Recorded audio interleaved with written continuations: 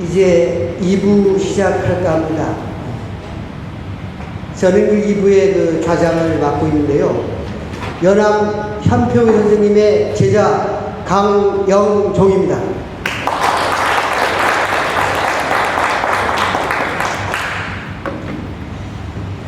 네, 2부에서는 그 연암 선생님의 연구 업적에 대한 주제 발표들을 하게 됩니다. 이미 유인물을 통해서 알다시피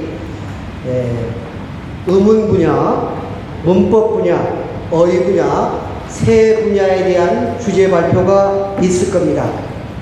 맨 먼저 우문 분야를 발표해 주실 정승철 교수님에 대한 소개를 잠깐 하고 모시도록 하겠습니다. 정승철 교수님은 서울대학교를 졸업하시고 서울대학교 대학원에서 박사학위를 받으셨습니다. 한국방언학회 회장을 역임한 바 있으며 현재 서울대학교 국어국문학과 교수로 재직 중에 있습니다. 주요 저서로는 제주도 방언의 통시의문론, 한국어의 방언 등 다수의 논문을 갖고 계십니다. 그럼 첫 번째로 발표해 줄 정승철 교수님을 모시겠습니다. 박수로 봐주시기 바랍니다.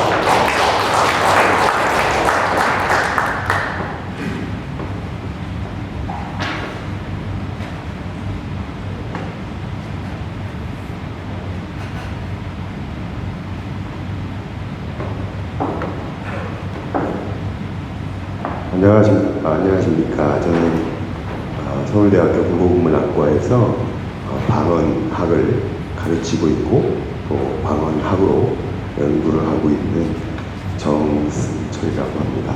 아까 사회자께서 방언학교 회장을 역임을 했다고 하셔서 제가 8월 말까지 임기라서요. 목욕 정도 임기가 남아있습니다. 너무 일찍 물러나게 해주셔서 감사드리긴 하는데요. 그러면 말씀을 좀 드리겠는데요. 그 전에 현평 선생님과의 인연에 대해서 말씀을 드리는데요. 저는 사실은 현평 선생님과 개인적으로 이야기를 해본 적이 한 번도 없습니다.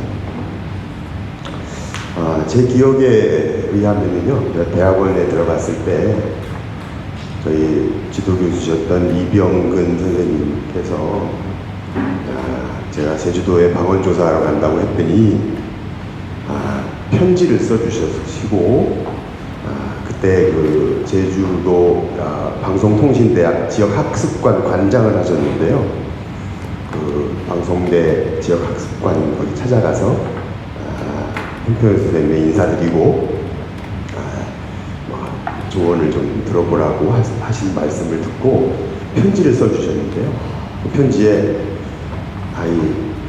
편지를 들고 오는 사람을 열대를 때려줘라 뭐 이런 얘기가 있었는지 잘 모르겠지만 무슨 내용이 들어있는지 모르지만 그걸 제주도에 와서 선생님께 전달을 해드렸고 학습관 관장실에 앉아서 차를 한 잔 마신 기억은 있는데 무슨 이야기 했는지는 하나도 기억이 나지 않습니다. 그러니까 이거 개인적으로 이야기를 해본 적이 한 번도 없다고 말씀드리기보다는 제가 뭐 기억이 나지 않는다라고 할 수밖에 없겠습니다. 그때 저한테 80년대 후반인데요. 저한테 이 책을 주셨어요. 당신께서 쓰신 제주도 방언연구 논고편의 책을 앞에 서명을 하셔가지고 저한테 주셨습니다. 이게 80년대 후반인데 이 중에도 이 책보다 나이가 어린 분들도 있긴 하지만 책을 주시지 않으셨다면 아마 그 장면이 기억이 나지 않았을지도 모르겠다는 생각을 합니다. 두 번째는 1990년에 12월 달인데요. 저희 국어 연구하는 사람끼리 모여서 정신문화연구원, 지금은 한중연이라고 그러죠. 당시에는 성남에 있는 정신문화연구원에서 1박 2일이나 2박 3일로 국어학회라는 학술대회를 한 적이 있습니다. 그때 제가 발표를 했었는데요. 발표를 하고 나서 그 당시에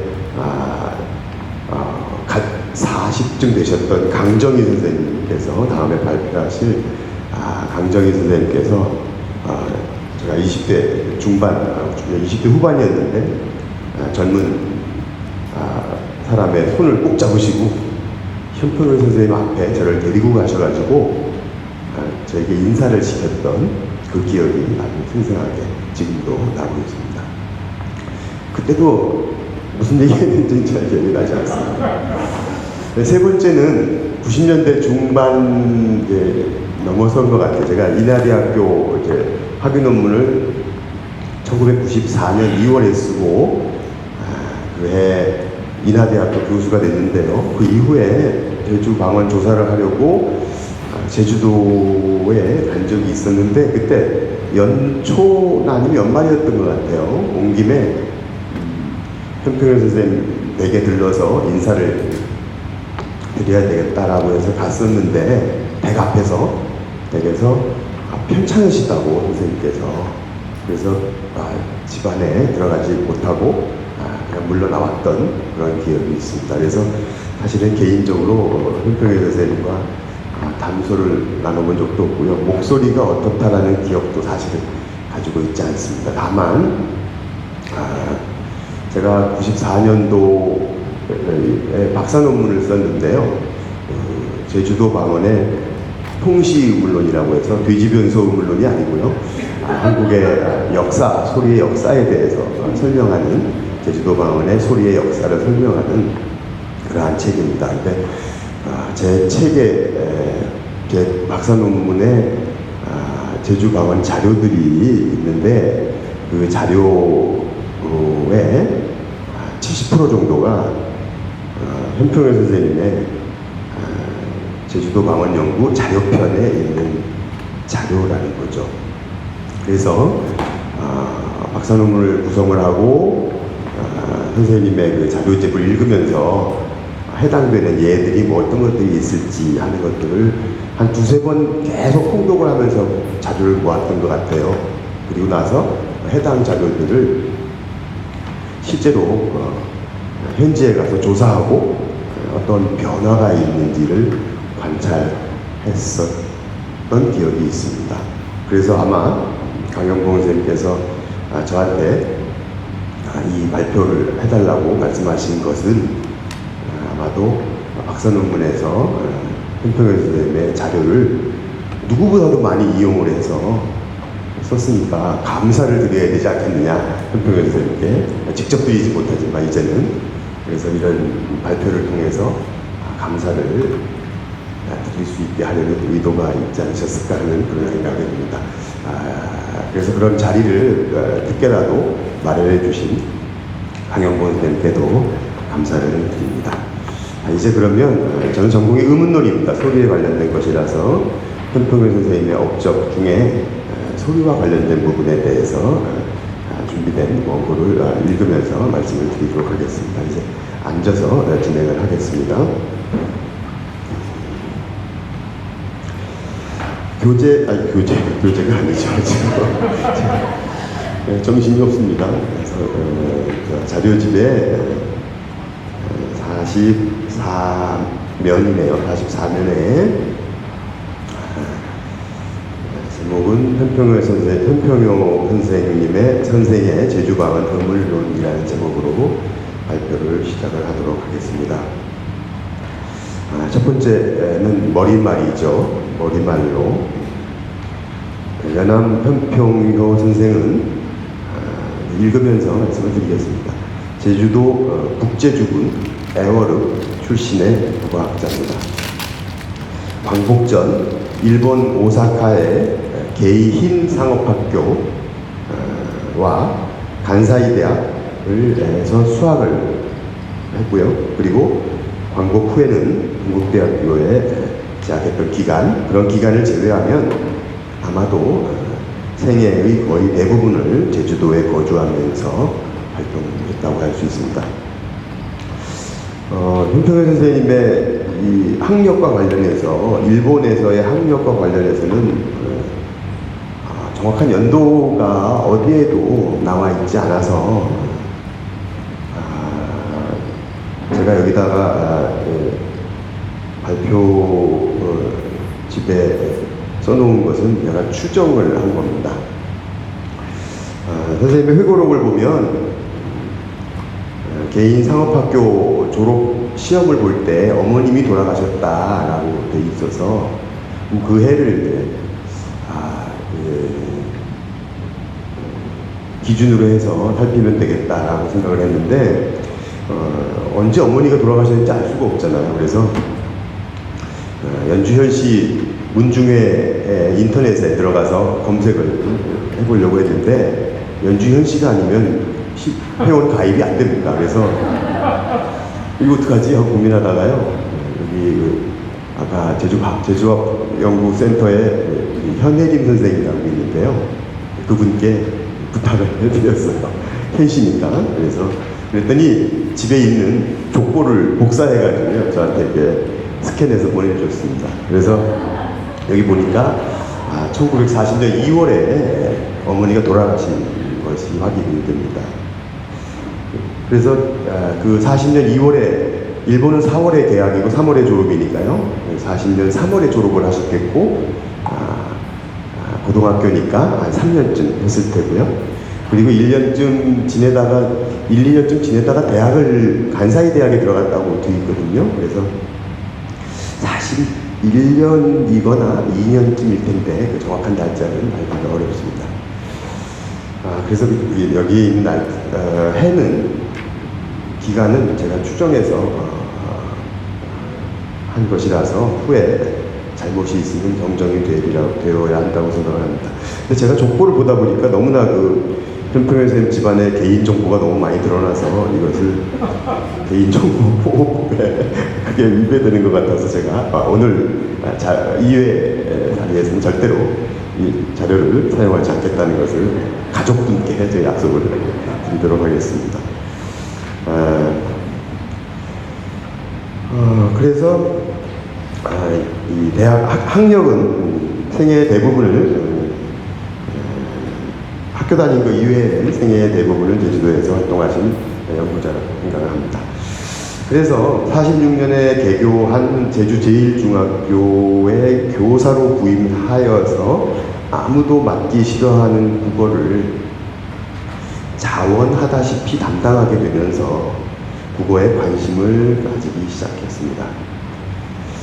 해당 분야를 전문적으로 공부하기 위해서 사직 후에 상경을 하고요. 그리고 나서 동국대 국어국문학과에 들어갔고 재학 시에 들어가지고 심취했던 동국대학의 유명한 교수님이죠. 양주동 강의에 학문적 영향을 받아서 고어학에 흥미를 느끼게 되었습니다.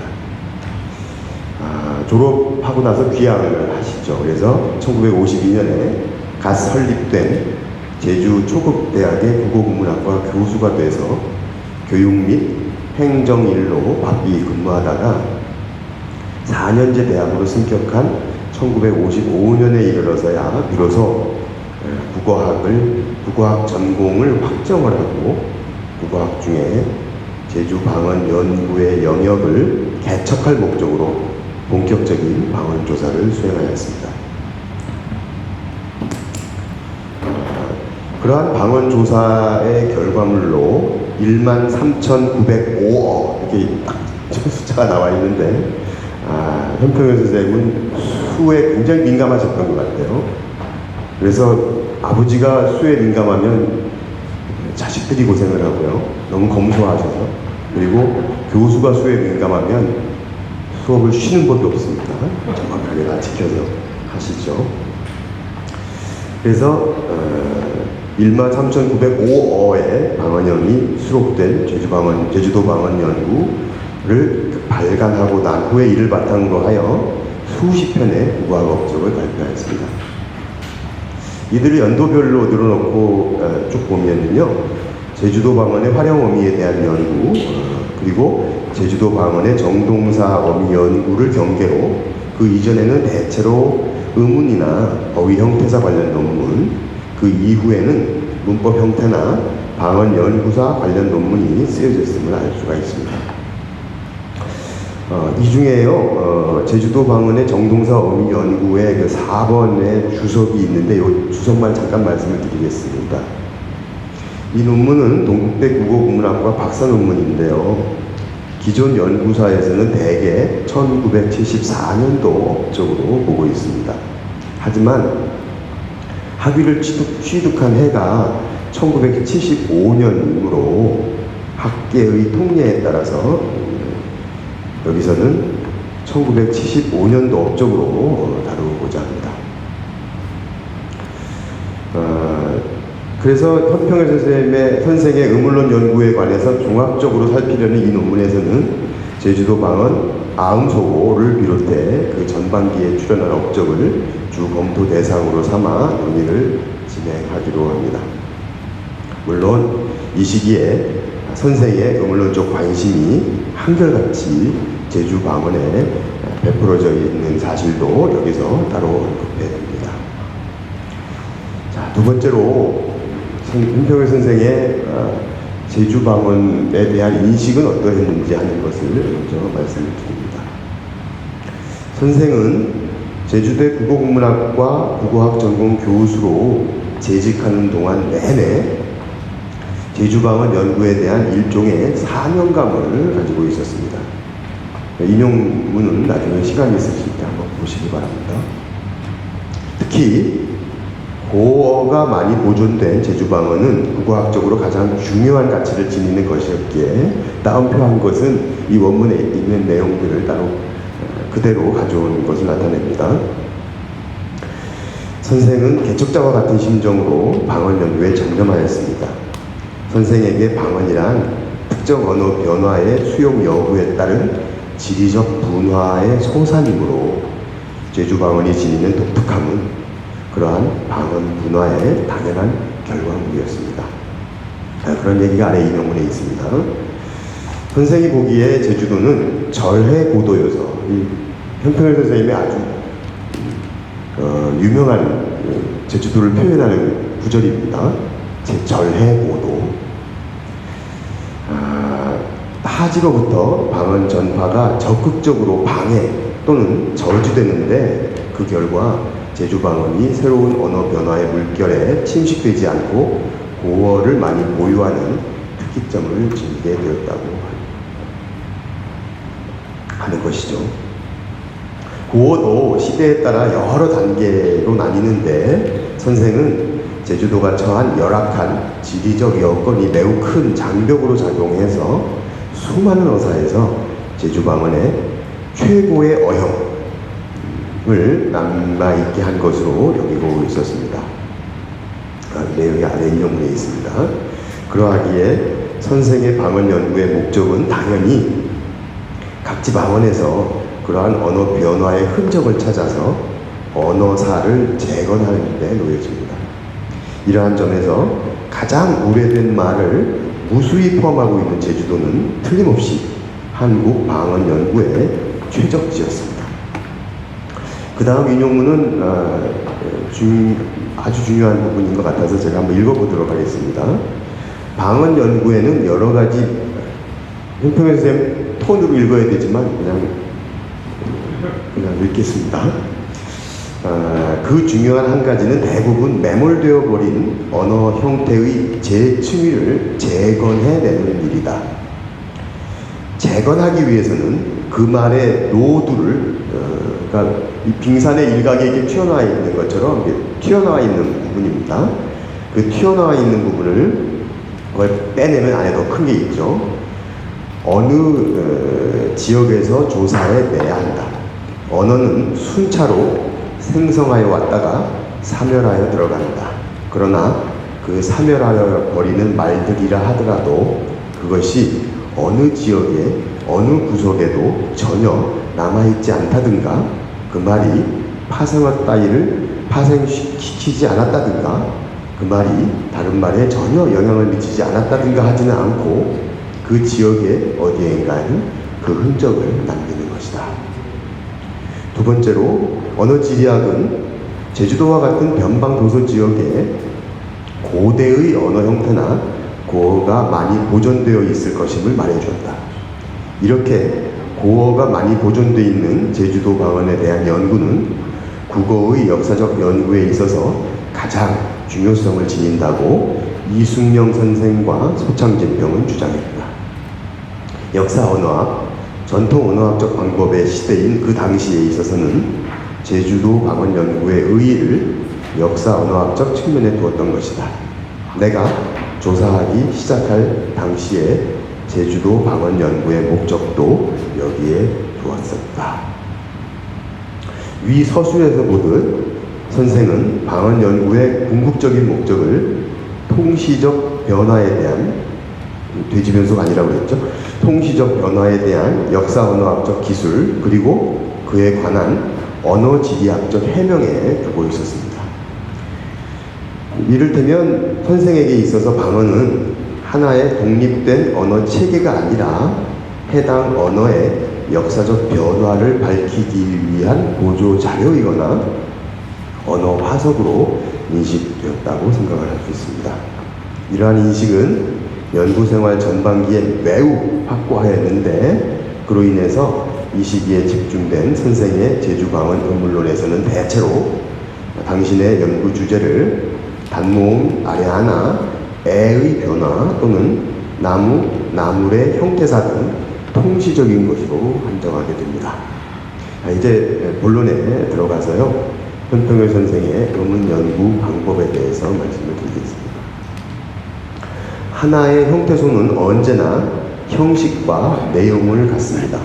경우에 따라 어떤 형태소는 공시적으로나 통시적으로 형식상의 변화를 경험하기도 하는데 이를 음물론적 변화라 합니다. 따라서 여기서는 선생의 음운 관련 연구 업적을 두루 살피되 제주방언의 음운 체계 그리고 그것의 변화를 관찰 기술한 논문뿐만 아니라 한 단어가 통시적으로 겪어온 형식상의 변화를 추적 기술한 어휘 형태사 관련 논문을 모두 음울론으로 포괄하여 해당 업적들에 드러난 선생의 연구 방법에 대해 서술하기로 합니다. 현평열 선생의 음운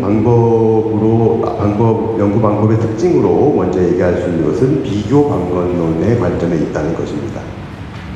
비교 방언론이란 한 언어에서 갈려나간 지역 방언형을 서로 비교하거나 또는 방언과 문헌을 비교해서 문화 이전의 형태를 제고하고 이로부터 각 방언으로 분화된 과정을 역사적으로 기술하는 방언학의 한 분야입니다.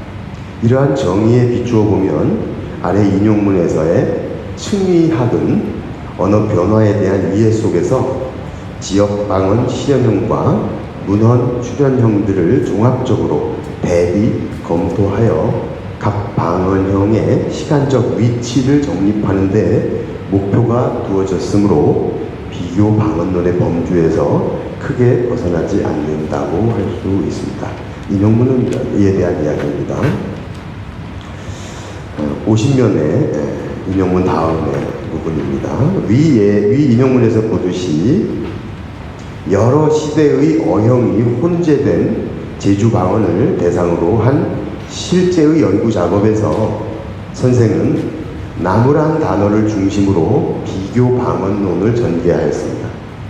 전국적으로 이해 방언형은 낭계 어형, 남계 어형, 그리고 기타 어형으로 나뉘는데 제주 방언에는 낭, 남, 나무, 나무 등 네 어형이 동시에 출현해서 복잡한 혼태를 이룹니다.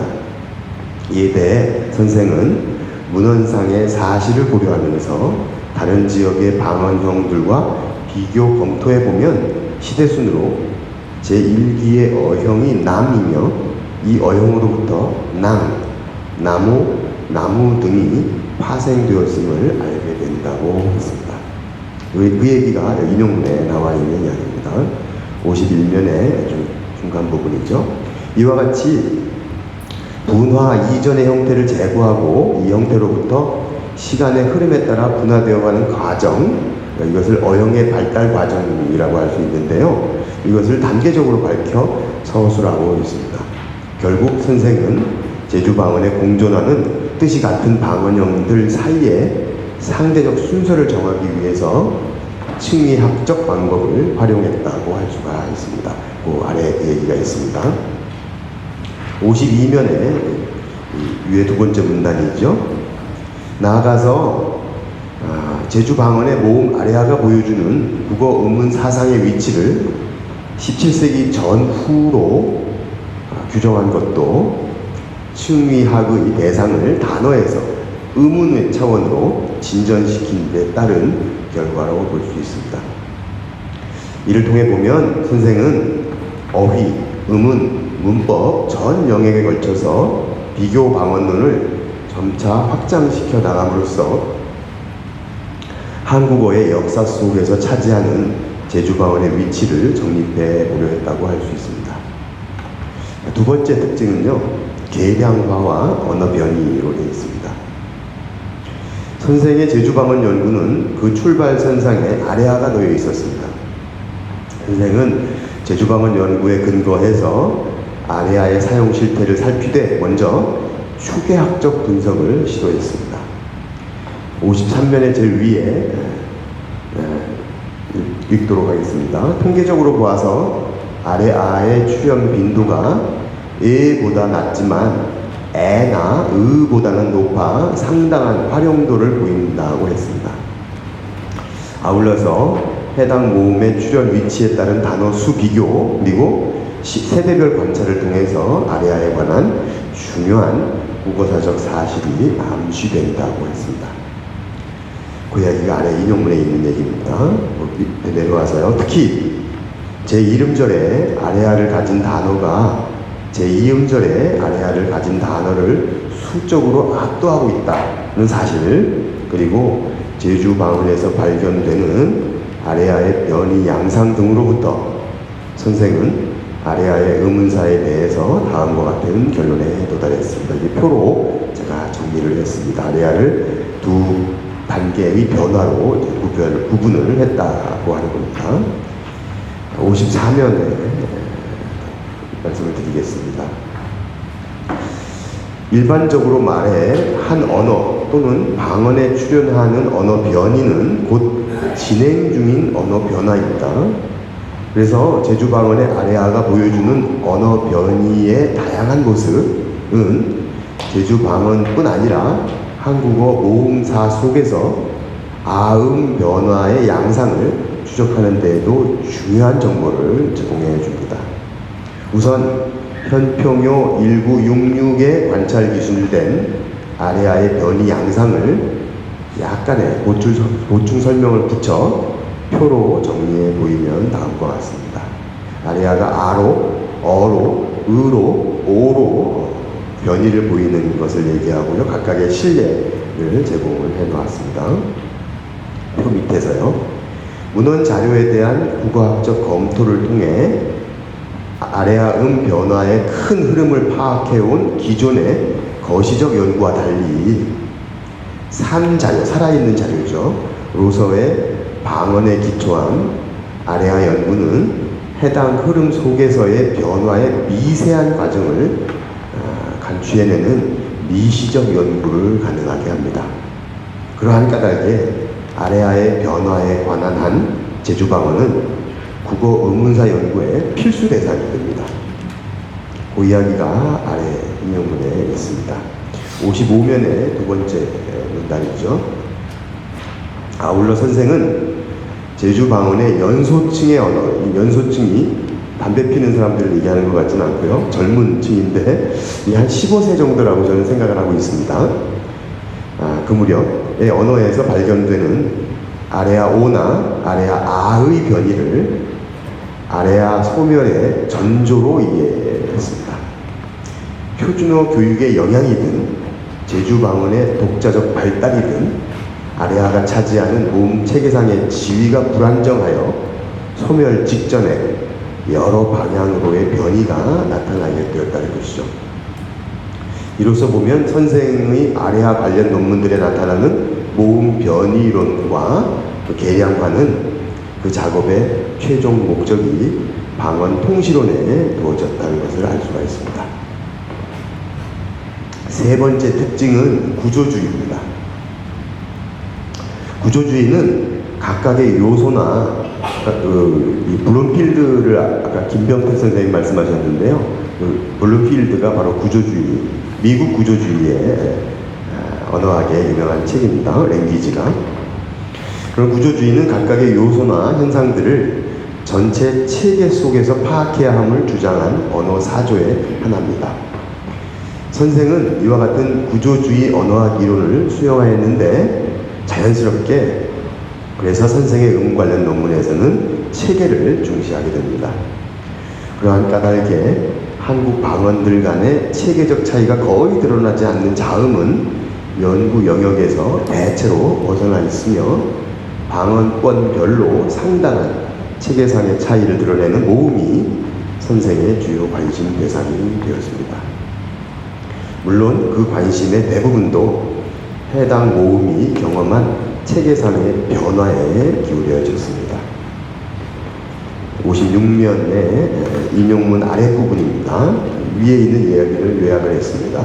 제주방언은 이, 에, 으, 아, 우, 오, 의 아래아를 잘못해서요. 얼른 넘어갔습니다. 구모음 체계를 이루는데 선생이 보기에 체계상으로 주목할 모음은 아레아와 에의 셋에 불과했습니다. 아레아는 제주 방언에만 존재하는 모음이고요. 에와 에는 당시로서는 이 이야기를 하실 당시로서는 이런 대립의 소멸이 언급된 비교적 이른 시기의 사례이기 때문입니다. 그 밑에 그런 얘기가 있습니다. 위에서 보듯이 57면의 제일 윗부분입니다. 아레아가 다른 모음들과 대립하는지 여부, 그리고 에와 에가 서로 대립하는 모음인지 여부가 제주방언의 모음 체계 그리고 그것의 변화를 기술하는 데 관건이 된다는 말입니다. 그래서 선생은 일단 제주방언의 아레아를 발음 상태에서 아 또는 오와 비슷하지만 이들과 대립을 보이는 별개의 음소고 에와 에는 서로 가까운 위치에서 조음되기는 하지만 서로 변별되므로 별개의 음소로 분립된다고 결론을 맺었습니다. 그 이야기가 아래에 있는 두 인용문의 얘기입니다. 58면에 말씀을 드리죠. 이처럼 노년층 토박이 화자에게는 뚜렷이 변별되던 모음들이 특정한 이유로 대립관계의 변화를 경험하게 됩니다. 선생이 보기에 제주방언의 모음 체계에서 가장 먼저 일어난 변화는 에의 고서화였는데 그러한 변화를 일으킨 요인은 모음 에가 지닌 음성적 불안정성이었습니다. 에는 아래 인용문에 있는 내용인데요. 민출 도수나 자주 나오는 거죠. 나오는 빈도나 기능 부담량이 낮지만 발음에는 더 많은 노력이 필요한데 그로 인해서 에의 변화가 촉발되었다는 것입니다. 그 후 연쇄적으로 아레아의 고설화나 중설화가 일어나서 제주방언의 아레아는 급격히 소멸하는 처지에 놓이게 된다고 이야기했습니다. 그 아래에 있는 인용문의 내용입니다. 나아가서 선생은 에의 고설화에서 촉발된 체계상의 불균형을 해소하기 위해 후설모음 아레아가 변화를 겪은 것으로 간주하였습니다. 전설의 에가 사라져서 전설, 중설, 후설이 3대 3대 3, 3개씩 있다는 얘기죠. 에서 연소층에 가면 2대 3대 3, 2대 3대 3으로 바뀌자 에가 3에서 에가 없어져서 2가 되는 거죠. 후설의 아래 아를 소멸시킴으로써 결과적으로 2대 3대 2의 대칭적 체계를 지향하는 변화가 일어나게 되었으리라는 것입니다. 이른바 모음 변화의 동인, 원인에 대한 설명을 하고 있습니다. 그 이야기가 그 다음에 나오는 인용문의 내용입니다. 59면의 두 번째 문단이죠. 결국 선생의 의문론 연구에서는 구조주의의 여러 개념들, 특히 체계적 균형을 유지하기 위한 변화의 개념을 적극적으로 받아들여 제주방언의 모음 변화의 방향과 원인을 규명하려 했다고 할 만합니다. 자, 이제 매진말입니다. 자, 여기까지 말씀을 드릴까 하다가 가족분들이 오신다고 해서 칭송만 하고 끝내는 게 좋을 것 같긴 한데 하다가 그래도 이런 이야기는 드려야 될 것 같아서 매진말로 비판에 관련된 이야기도 잠깐 하고자 합니다. 선생은 제주방언의 역사에 주된 관심을 가진 제주 출신 국어학자의 한 사람입니다. 의문론으로 한정해서 말하면 선생은 타 방언과의 비교를 통해 제주방언의 이전 모습을 제고하고 그로부터 현재까지의 변화 과정을 밝히고자 했습니다. 이를 위해 선생은 제주도의 33지점 163명의 제보자를 조사해서 방대한 방언 자료집을 간행했으며 이를 바탕으로 제주방언의 언어 변이 및 모음 변화의 양상을 관찰 기술했습니다. 당시까지의 제주방언 연구는 너무 개괄적이거나 특정 주제에 아주 세부 주제에 하나는 한정되는 경향을 보였는데 선생은 제주방언의 의문체계뿐 아니라 문법, 어휘, 체계의 전모를 드러내는 업적을 주로 산출함으로써 제주방언 연구를 위한 기초 자료를 제공하는 데 크게 기여했다고 할 수 있습니다. 그럼에도 불구하고 선생의 업적은 오늘날 여러 방면의 비판에서 자유롭지 못합니다. 의문론에 관한 한 그 비판 대상 중에 하나는 제주방언 문법 형태소의 형태 확정 작업, 이른바 이것을 저희들은 형태소의 의문 분석이라고 부르는데요. 그런 작업과 관련된 것들입니다. 일찍이 여러 제주방언 연구자들이 지적한 대로 현평효 1975 등에서 한 형태소의 이 형태인데 별개의 형태소로 보았다든지 서로 다른 형태소인데 동일 형태소의 이 형태로 봤다든지 또 두 형태소의 결합인데 하나의 형태소로 보았다든지 하는 잘못이 종종 발견됩니다. 그런데 국어학의 경우 이와 같은 형태소 분석 작업은요 1970년대 후반에 미국의 생성 의문론을 수용하면서 의문론의 제1과제로 다루어지기 시작했습니다. 그래서 제가 열심히 논문을 쓰던, 지금은 안 쓰지만 열심히 논문을 쓰던 8, 90년대에는 각 방언마다 기저형을 설정하고 이로부터 의문 규칙의 적용을 받아서 표면형이 도출되는 절차를 단계적으로 자연스럽게 기술해서 형태소의 형식을 확정하는 작업이 전국의 방언 의문론 영역에서 활발히 전개됐습니다. 이러한 작업 절차를 명시적으로 보여주는 제주방언의 예 하나를 들어보이면 다음과 같습니다. 기저형에서 표면형으로 가는데요. 기저형을 가크 우다로 보고요. 그것이 의탈락에 의해서 가크 우다, 어말 의탈락에 의해서 가키역 우다가 되고 이게 합쳐지면 가쿠다가 되잖아요. 자, 이처럼 설명하는 것입니다. 이에 비추어 보면 현평효 1975 등에 보이는 형태소 분석 오류는 일정 부분 형태 음소론의 도입 초기라는 당시의 시대적 상황과 맞물려 있다 할 수 있습니다. 나아가서 토박이 연구자로서 가지는 한계, 토박이 연구자는 자신의 말을 객관적으로 관찰하지 못하는 단점을 가지고 있습니다. 너무 익숙해서. 그래서 그런 경향이 있는데 그런 경향에서 비롯한 오류도 보입니다. 다음은 현평효 제주도 방언 연구에 등재된 예들입니다. 흰 알, 눈에 흰 자위, 검은 자위를 흰 알이라고 부르죠. 그 다음에 술 안주라고 부르는데요. 이렇게 온라인 자료집에 실려 있습니다. 이들은 전통 제주방언에서 복사 현상을 겪어서 흰날, 술안주로 발음됩니다. 흰알 술안주가 아니고요. 흰날 술안주로 발음이 됩니다.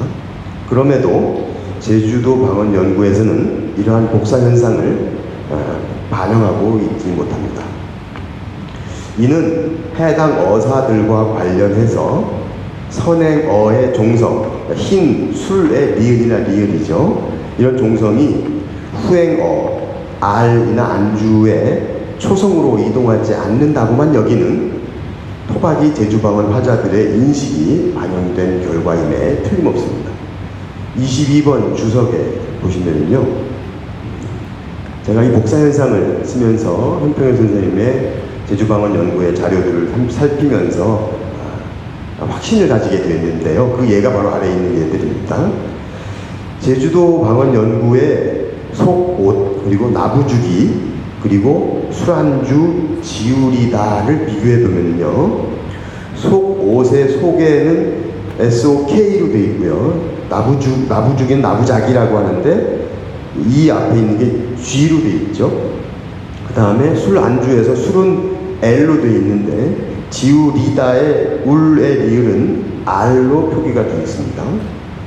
자, 그래서 이것들을 비교해 보면 K 대 G 그리고 L 대 R의 대응 표기로부터 부분적이지만 이 자료집 속에 복사 현상이 반영되어 있음을 알게 됩니다. 속옷은 속옷이라고 하고요. 그런데 나부자기는 나부자기가 아니고 나부자기라고 발음하고요. 술안주는 술안주라고 발음하는데 지우리다는 지울리다가 아니라 지우리다로 발음된다는 거죠. 이때 K와 L은 이 소리가 선행어의 종성임을 명시한 표기라고 할 수 있습니다. 이처럼 선생의 업적에서 여러 문제들이 발견되기는 하지만 선생의 업적들은 이후에 출연한 제주방언 연구에 대해 기초 자료 제공이라는 뚜렷한 의의를 갖습니다.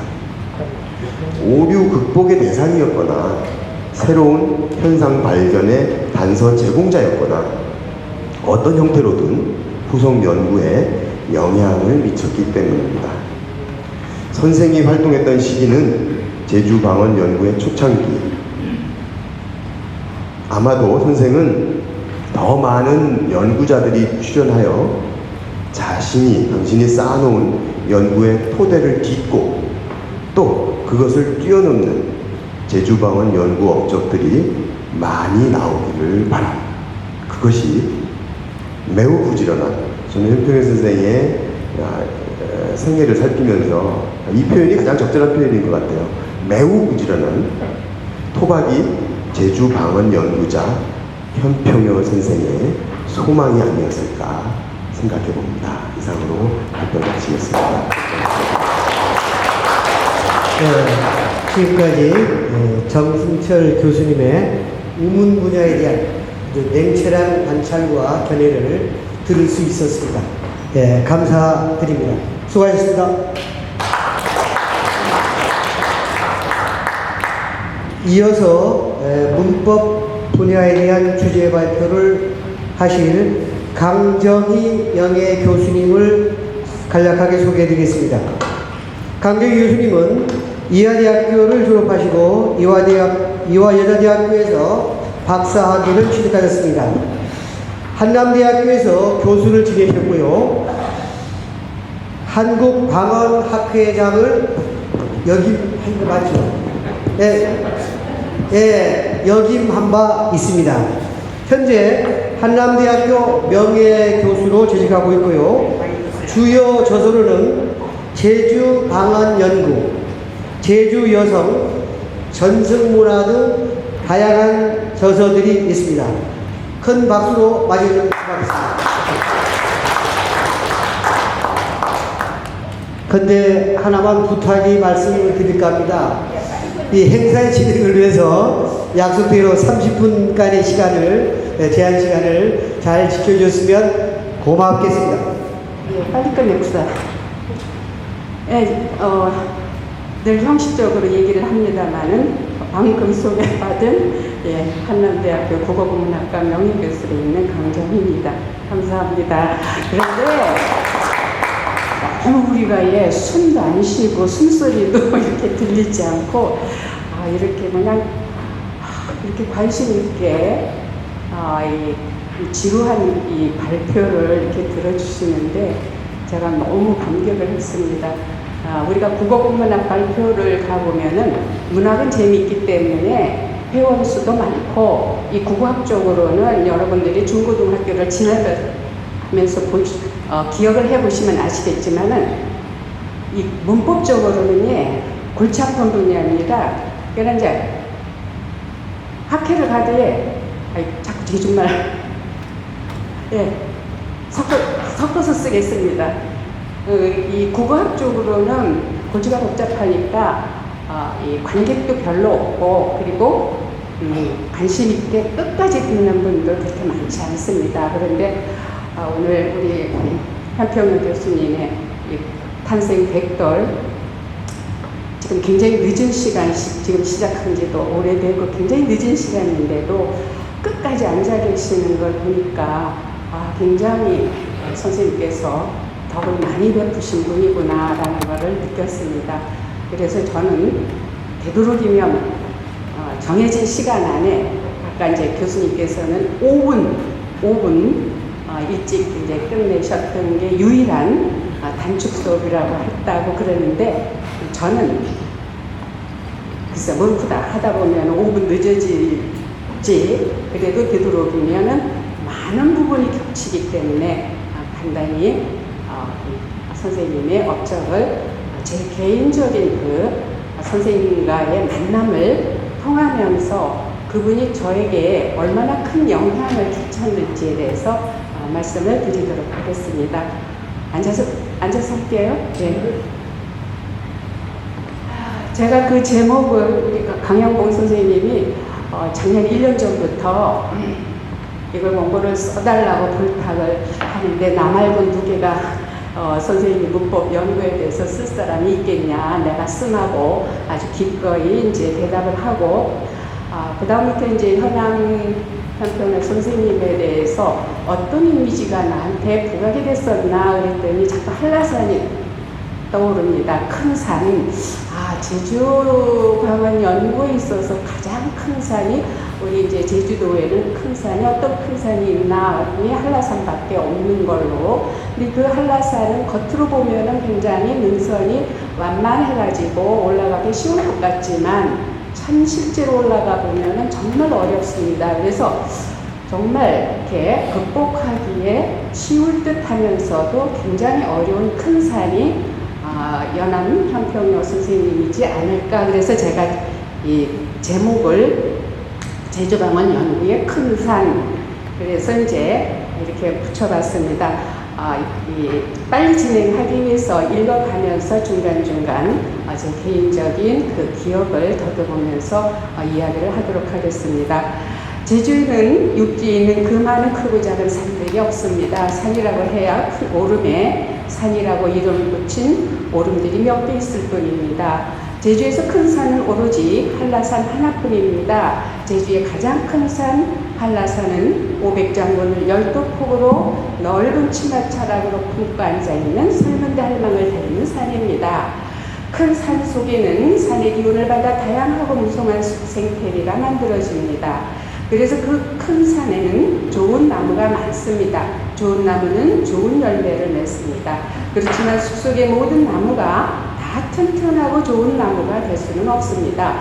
좋은 나무는 땅속 깊은 곳으로 굳게 뻗어나간 뿌리가 끊임없이 줄기를 통해서 나뭇가지에 충분한 영양소를 제공했을 때 무성한 나뭇잎과 좋은 열매를 맺게 됩니다. 이렇게 튼튼한 뿌리, 제가 지금 근간을 얘기를 하려고 이렇게 장황한 얘기를 하고 있습니다. 튼튼한 뿌리에 튼튼한 줄기를 가진 나무를 우리는 좋은 나무라고 합니다. 좋은 산의 좋은 나무, 숲 생태계에서 나무의 경쟁력은 줄기와 뿌리, 즉 근간에 좌우된다라는 말씀입니다. 즉 좋은 열매를 맺고 번성하기 위해서는 근간이 중요한 핵심이 된다는 그런 말씀을 드리고자 했습니다. 요즘 제주방언 연구 분야와 연구자들의 수와 업적들이 그 어느 때보다 더욱 확장되어 풍성해지고 있는 듯합니다. 이러한 제주방언 연구 생태계의 풍성함이야말로 바로 연암현평역 선생님이라는 교수라는 제가 이제 이거를 제목을 연암현평역 선생님, 저희는 이제 이 인문학 계열에서는 교수라는, 이거는 교수는 이제 그 직업명이고 저희가 선생님이라고 부르는데, 이런 그 사회과학대라든가 이공대는 전부 다 교수님이라고 이렇게 불러서 이거를 제주도의 정서는 어떨지 몰라가지고 선생님 하는 거를 교수라고 했는데, 여기 와서 딱 이렇게 보니까 선생, 지상 최대 존경어지에 경부천하서 야 이걸 어떤가, 아이게 되는 대로 하자. 걔는 이제 선생님이라고 하고 교수라고 하다에 연암현평역 교수라는 제주방언 연구의 가장 큰 사안의 토양에서 자란 뿌리와 줄기가 지금 우리 후학들의 튼실한 나무들의 군락이라 아니할 수가 없습니다. 현평역 선생님과 필자와의 인연은 1976년 필자가 석사학위 논문을 우편으로 보내드렸는데 잘 받았다는 격려의 편지를 보내주신 것으로 시작합니다. 그 2년 후인 1978년 6월 말에 현재의 한국학중앙연구원, 아까도 잠깐 나왔습니다마는 전신인 한국정신문화연구원 개원식에서 처음으로 교수님을 뵈었습니다. 이 한국정신문화연구원은 당시에 박정희 대통령이 이제 인문학의 중흥을 위해서 정신문화를 연구를 해야 된다라는 그런 이렇게 체제하에 이제 설립을 한 건데, 그때 이제 선생님을 배웠는데, 아까 제가 저기 앉아 계신 그 첫째 아드님 보고 얼굴 보고 제가 그냥 이 닭살이 쫙 올라왔습니다. 79년이나 선생님이 20년이고 제가 이제 50년생이다. 걔는 이제 71살인데요. 그때 걔는 선생님이 59, 네, 59. 지금 첫째 아드님 몇 살일까?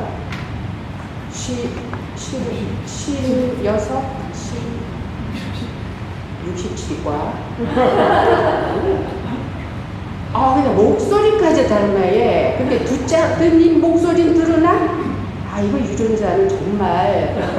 예, 어떨 때 우리 이제 변성기 지나면 저기 아들 친구들 전화하면은 아방이 전화 받으면 아들이 야, 너 뭐하냐? 이렇게 목소리 유전자가. 아까 제가 이렇게 소름이 쫙 끼치더라고요. 왜냐면 그 개원식에서 처음으로 만났던 그 교수님의 모습을 저 첫 아드님이 그대로 가지고 있어 마시고, 이 프로필 옆으로 딱 봤을 때. 근데 이제 조금 이제 아드님이 하관이 조금 아버님보다 조금 길은 거 닮아요. 제 기억이 온다 그냥. 예, 그래서 첫인상은 그 세대에 비해서 키가 조금 크셨다고 제가 생각이 들었고, 그 다음에 체격은 뭐 적당한 체격이었습니다. 근데 얼굴에 살은 별로 없었어요. 그 다음에 조금 모나지 않고 지금 저기 첫째 아드님하고 둘째 아드님 이제 얼굴형인데, 그때 느낌이 약간 좀 깐깐하면서도 좀 강직하다라는 그런 인상을 받았습니다. 그래서 교수님은 그날 그 개원식에서 처음 만난 그 당시에 저는 조교였습니다. 76년이나 이제 그 조교할 때보다.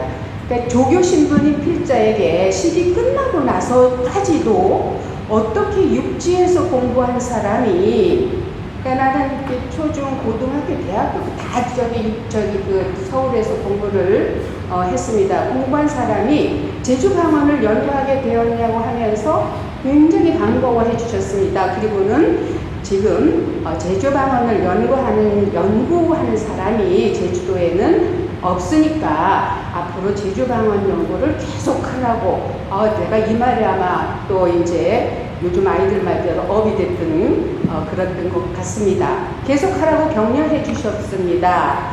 이렇게 만나게 된 교수님과는 그 후 이제 선생님께서 이제 그 학교 최고 이제 학점 학장이라든가 지금 선생님들 양력을 여러분들이 지금까지 쭉 여러분들 들으셨겠습니다만은 최고 행정 책임자가 되시기 전까지 매년 12월에 우리 국어학회는 굉장히 이 정이 많은 학회입니다.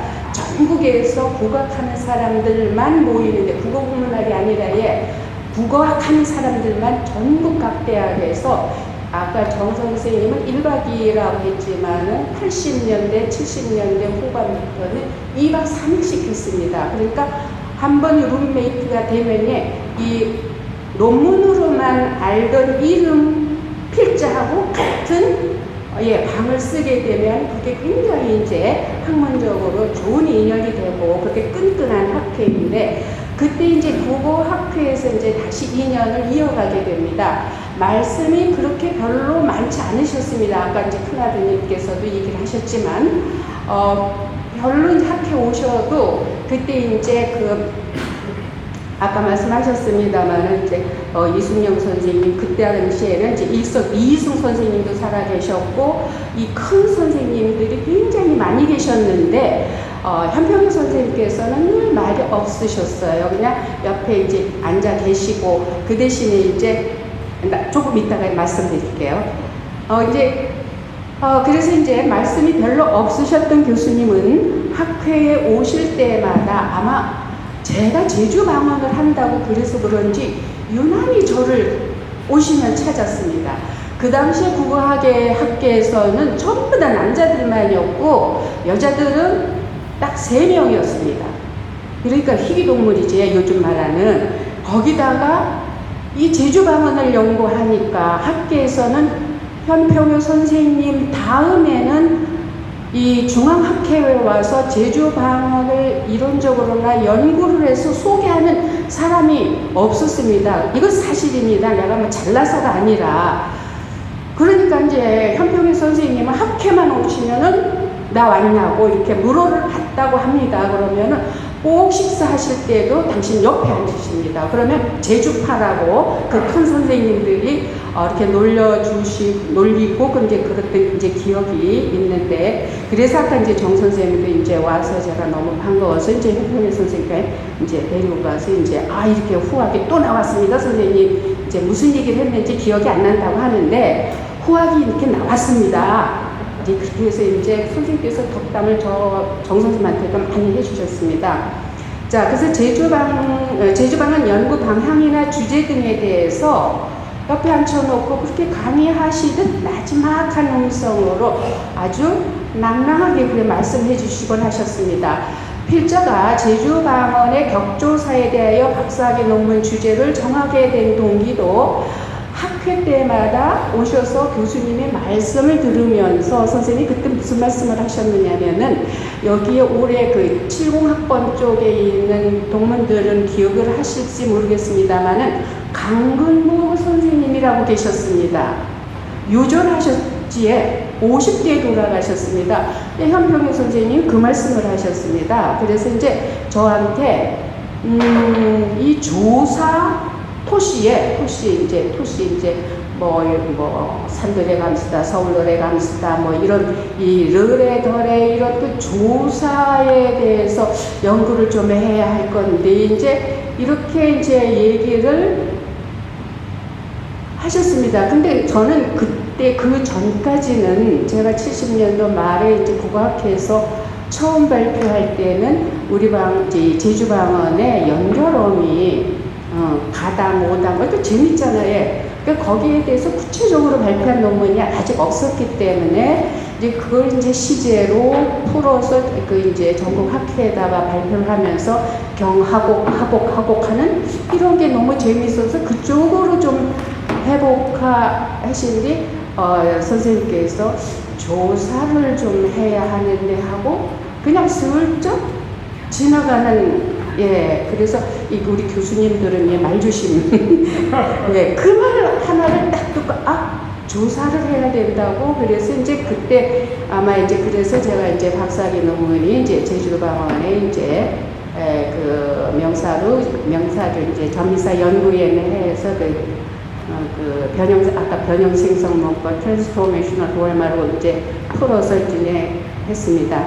그래서 이제 선생님하고는 학회 때마다 90년대까지 이제 인연을 이어가게 됩니다. 그래서 1980년대 이제 이때는 이제 여기로 이사 오고 선생님이 이제 행정을 하시다가 보니까 이제 학회가 요즘에는 뜨악해지게 되는데 85년 제가 이제 81년도에 교수가 한남대 대전에 있는 교수가 돼서 이제 근무를 하고 있었는데 어느 날 제 연구실로 이제 그 당시에는 택배가 아니라 속보가 왔습니다. 속보가 왔는데 딱 뜯어보면 제주도 방언연구 자료편하고 제주도 방언연구 논고편 두 책을 딱 그 속페이지에다가 강정희 교수 해준 현표묘 드림. 얼마나 황송합니까? 너무나 제가 이걸 보고 너무나 감격해서 정말 여기에다가 그때의 감격과 죄송함이란 이루 말할 수 없을 정도였습니다.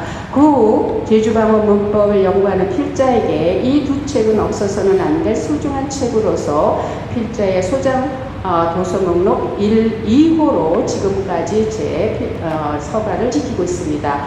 교수님께서 퇴임하시고도 제주방언에 대한 열정은 여전하셔서 아까 쭉 양력에서 얘기를 하셨습니다만은 그 91년에 다시 제주방언연구회를 주식하시고 김홍식 선생님하고 저를 부회장으로 하라고 해서 부회장을 하고 나와서 이제 내려와서 논문을 발표하려고 해서 또 제주도 방언의 부정답 표현이라고 해서 얻다 말다 그 육지하고는 조금 다른 그 부정적인 대답이 있었다니 얻다 말다 아니요 실화 이런 것도 이제 그런 식으로 표현하는 이제 그것이 이제 나중에 문순덕 선생의 박사학위로 이제 확장이 되었습니다만은 자 이렇게 해서 선생님하고의 이제 그 개인적인 인연이 90년대까지 그러면서 참 이상하게도 당신의 제자도 아닌데 그저 그냥 당신하고 같은 분야를 연구를 해서 그런지 몰라도 유난히 학회에 가면은 그렇게 학회에서만 1년에 한 번씩 그렇게 만나놨다. 자, 그 다음에 이제 필자는 제주방언 연구의 개척자이자 선구자로서 홀로 고민하시며 탐구하셨던 교수님의 학문적인 업적을 지금 이 자리에서 되돌아보기 위해서 교수님께서 예전에 보내주신 이제는 빛 바래고 헐어서 낡아진 이 제주도 방언 연구 논고편을 아닌 게 아니라 논문 이 원고를 쓰면서의 다시 한번 이제 꺼내서 쭉 리뷰를 했습니다. 문법 연구 쪽만. 그래서 이제 제주방언 문법 연구의 큰 산을 그래서 다시 찾아봤습니다. 그런데 이제 그 현평효 교수님의 방언 연구, 그러니까 어떤 화가나 어떤 음악가도 초기 작품하고 말기 작품의 그 이 변화사가 있듯이 선생님도 초창기에부터 그 방언의 이 시각의 이 흐름이 아까 그 정 선생님도 얘기했지만 구조주의 연구 방법론이 기저가 돼 있다. 그래서 이 구조주의 연구 방법론이라는 게 뭐냐면 아주 작은 거에서부터 큰 단위로 연구하는 것이 그 주된 이론입니다. 그러니까 소리를 연구하고 난 다음에 그 다음에 형태서 공부한 다음에 문법 한 다음에 문장 그 다음에 의미 이렇게 하는데 선생님의 그 방언연구사를 보면 여러분들 가지고 계신 23쪽을 한번 봐주십시오. 23쪽을 한번 보면 선생님 그 연구사가 이제 강릉 선생님이 이제 전부 다 정리를 해놨습니다만은 1962년 63년부터 한 71년도까지 연구를 보면은 정말 작은 단위인 소리부터 시작을 이제 논문을 발표하기 시작했습니다. 그러고 나서 70년이 넘어가면서부터 이제 제주도 방언 활용어미에 대한 연구에 이거는 그때 강금보 선생님하고 김홍식 선생님하고 세 분이서 제주도에 거기다가 이제 이 발표를 한 그 당시로서는 이게 철필 이걸로 그 일본 말씀은 안 되는데 그게 그 원고가 이제 제가 이제 가지고 있는데 근데 선생님 그거 보면 역시 구조주의에 입각해가지고 일단 소리, 아까 우리 정 선생님이 발표한 그 내용 작은 단위를 일단 한 다음에 그 다음에 이제 이 정동사 어미를 연구를 한 그런 이제 그 연구의 시각의 변화를 가져왔던 것 같습니다. 자, 그래서 이제 여러분들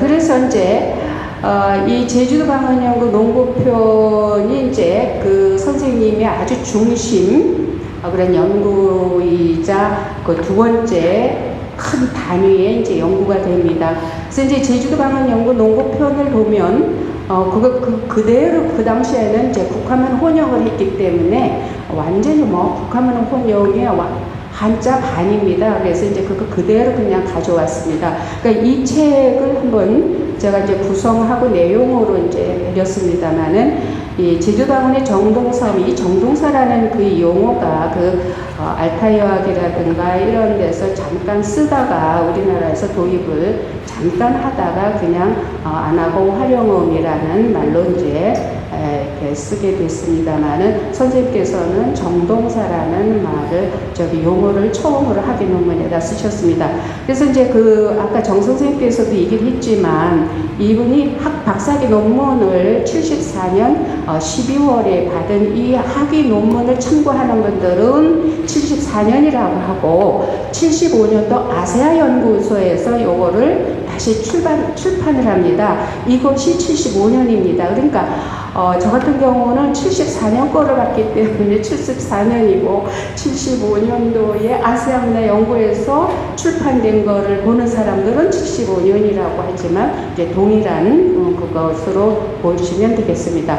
자, 그럼 거기에 보면은 이 문법에 이 재미없는 정말 재미없습니다. 재미없는 지금 여러분들도 별로 재미없죠. 그러니까 거기 이 제목만 봐도 아주 머리가 지끈지끈한 그런 그 제목인데 이거를 쭉 해서 15편을 실었습니다. 그래서 이제 여러분들이 제목을 쭉 훑어보면 형태론적 연구에 6편이 실렸는데 그 6편하고 2장, 3장, 4장 이게 박사학위 논문입니다. 그러니까 제주방언의 전부를 여기다 아주 그냥 모든 힘을 다 쏟아놓은 겁니다. 그러니까 일생일대 최역작이죠. 그러니까 앞에 보인 이 책 구성을 보면 제주방언 연구 개척 뒤의 연구 분야가 거의 모두 현안 현평여 교수의 과제였을 만큼 연구 분야의 폭이 매우 넓었다는 거죠. 그러니까 이러한 연구는 요즘 우리 젊은 연구자들이 감히 엄두도 내지 못하는 그러한 스케일 굉장히 넓었다는 거죠. 이와 같은 현안 연평여 교수의 제주방언 연구 업적으로 우리는 제주방언 연구가 본격적으로 이루어지지 않았던 그 시절의 교수님의 제주방언 연구에 대한 열정과 회한을 다시 한번 생각해 보게 됩니다. 자, 그 다음에는 이제 문법 연구의 내용인데 여기로 들어가면 굉장히 복잡해집니다. 그러나 잠깐만 그냥 쭉쭉쭉쭉. 그리고 대부분 제주방언 연구하시는 분이나 제주대학교에서 선생님의 강의를 들으신 분들, 그런 분들은 이건 너무나 좀 익숙하고, 그러나 이 책을 읽기 위해서는 정말 여기 제가 그 중간에다가 아까 제가 지금 늦은 시간까지 여러분들이 앉아서 이런 정말 지루한 발표를 듣는 게 은근과 끈기와 관심과 애정이 없이는 이루어지지 않겠다라는 말씀을 드렸습니다만은 이 책을 읽으려면 거기에 제가 이렇게 썼습니다. 자, 제주방언에 대한 국어학의 이해도가 높은 연구자들조차도 고도의 집중력을 쏟아서 읽어야 할 만큼 각각의 논문의 내용은 독자들의 인내와 끈기를 요구하게 된다는 거죠. 이 형태론적 이런 그 분야로 보면. 자, 그래서 이제 여기에 1974년 학위 논문 제주도 방언의 정동사 어미 연구 해서 거기에 보면은 이제 아까 정동사 용어라는 썼다. 근데 거기에는 1장, 2장, 서론 1장, 2장 동작상, 3장 존대법, 4장 서법, 서법도 이제 앞에 부분 선어말 어미로 하는 거, 어말 어미로 나타내는 거 이렇게 갈라서에 그 다음에 이제 결론. 자, 그래서 동작상이라는 용어를 개념을 또 제주방언에다 정말 그 당시에는 이제 표준어에서도 굉장히 이제 논란이 많고 그래서 시제로 볼 거냐 그처럼 시상으로 볼 거냐 막 이런 논란이 있었는데 이 동작상이라는 용어와 개념을 또 선생님께서 과감하게 제주방언에다가 적용을 합니다. 그래서 이제 이거를 거기에 보면은 13에서 41번 같이 예문을 보면은 여러분들 제주도 방언으로 다 아는 거기에서 이거를 분석을 해내는 겁니다. 이 분석하는데 이게 우리말은 앞뒤가 다 이렇게 교차보기 때문에 똑똑 떨어지는 건 괜찮은데 서로 융합되어 버리는 거는 정말 이거 어떻게 분석을 해야 할지 그래서 비판의 여지가 있다 이런 얘기입니다. 그래서 거기에 보면 이 아직 동작이 안 끝난 걸로는 여기 우럼자 먹음다 댕경고 오람심 이런 식으로 해서 암엄하고 이제 여기 오람심의 이 오람 이 람이 굉장히 재미있는데 사실 이거 선생님이 이거 잘못 분석한 거에 오라다라는 이게 오라다의 어간에 이제 미활여상의 미음이 있는데 이걸 람이라는 걸로 하나 이제 추가를 한 것도 그렇지만은 여기서는 선생님의 연구를 소개해드리는 자리이기 때문에 그런 비판 같은 거는 안 합니다. 그 다음에 완료삼이 요거하고 대립되는 거, 먹었죠, 옳았구나. 이건 여러분들 이제 이미 다 아는 겁니다. 그 다음 페이지로 70쪽으로 가면은 미완료 존속상이라는 거는 이제 아직 이제 끝나지 않아 쭉 이어져 오는 거에 여러분들 73쪽, 그게 114, 이거 전부 다 선생님 번호다 이 앞에 그대로 그냥 선생님 그 자료를 그대로 따왔을 때 암시, 엄시 이런 거를 선생님이 제일 먼저 체계적으로 그냥 혼자 누구하고 의논도 못하고 내가 분석하는 것이 정말 잘 분석이 된 건지 걔는 얼마나 힘들겠습니까? 뭐든지 개척자가 하는 거니 완벽할 수가 없습니다. 예. 맨 나중에 제가 맺는 말에서도 얘기를 했지만 뭐든지 학문의 발전도 모든 것이 선구자가 남겨놓은 어떤 문제점을 후학들이 그걸 발견해서 그거를 더 발전시키는 것이 이것이 이제 학문의 발전이라는 얘기죠. 그러니까 선구자들은 굉장히 두렵고 외롭고 그렇지만 용기가 필요하죠. 그 다음에 이제 이거하고 하는 완료존속상이라는 게 먹음수다 이런 식으로. 자, 그 다음에 이제 3장으로 가겠습니다. 3장에 이제 존대법에 대해서 그냥 제주방언의 전체를 다 그냥 이 학위 논문에서 다 다루게 됩니다.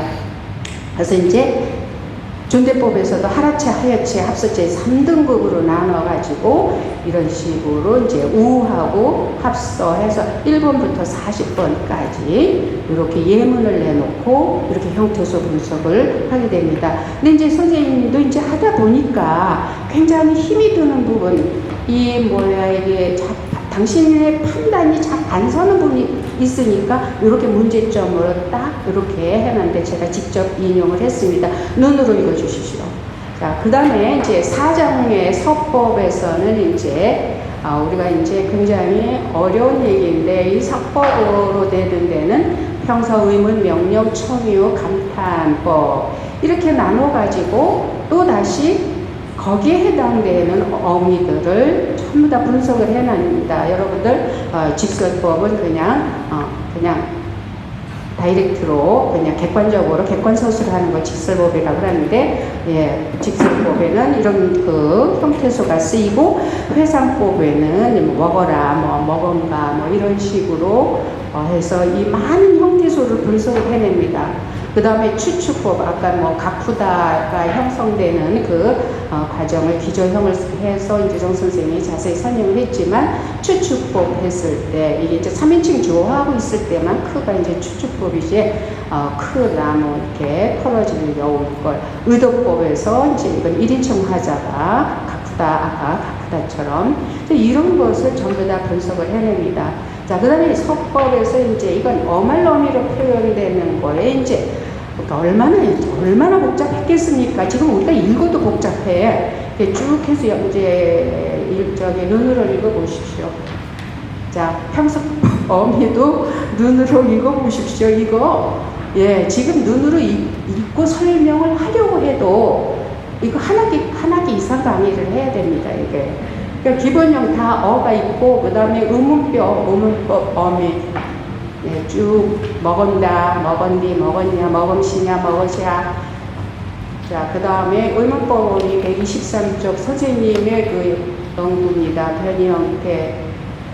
그 다음에 명령법이 그 다음에 명령법이 대표적인 것이 이상 먹으라, 먹었어 하는 식의 문제인데 여기서 이제 뭐 윗사람한테 명령이라는 말은 좀 더 권유적 명령이라는 말을 선생님께서 썼습니다. 좀 꺼적지근했던 모양입니다. 윗사람한테 명령이라는 용어를 쓰지 하니까 예. 자, 그 다음에 이제 이것이 이제 제주 학위 논문이고 이 학위 논문에서 당신이 조금 부족하다 하는 거를 이제 계속 추가해서 발표를 합니다. 그 다음 해 77년에 물경 3편을 보충해서 발표를 합니다. 그래서 한편이 존대법 77년 해서 여기 이제 객체존대라는 부분에 대해서 이 어휘로 안내다, 뭐 들이다, 쏘다, 여쭈다, 올리다 이런 식으로도 제주에도 이 존대를 하는 그런 어휘가 있다 하면서 객체존대라는 거를 조금 설명을 합니다. 그 다음에 이제 또 뭐냐면 명령법 어미도 조금 세분화해가지고 보충해서 발표를 합니다. 그 다음에 이제 제주 저주, 나가하주, 나가했죠, 뭐 하는 게 이 저와 주에 대해서는 이제 한데 이미 이제 그 당시에 제 눈을 한 것은 저는 이제 이 우리 강원 변화의 생태학적인 시각으로 사회언어적으로 지금 이제 보고 있는데 이 저주가 이미 그 당시에 70년대에 이미 다에 밀려가고 있다라는 언급을 한 것이 내 눈에 들어와서 이제 했는데 그 6번에 보면 이 저주의 발표 연대 위에 보면은 제가 77년이라고 썼는데 강양봉 선생님 작년 그 발표한 거는 보면 79년으로 되어 있더라고요. 이걸 또 다시 또 선생님이 그 정신문화연구원에서 리뷰한 그거를 보니까 79년도에 리뷰하는데 이 논문이 이 언급이 돼 있어서 이건 77년으로 조금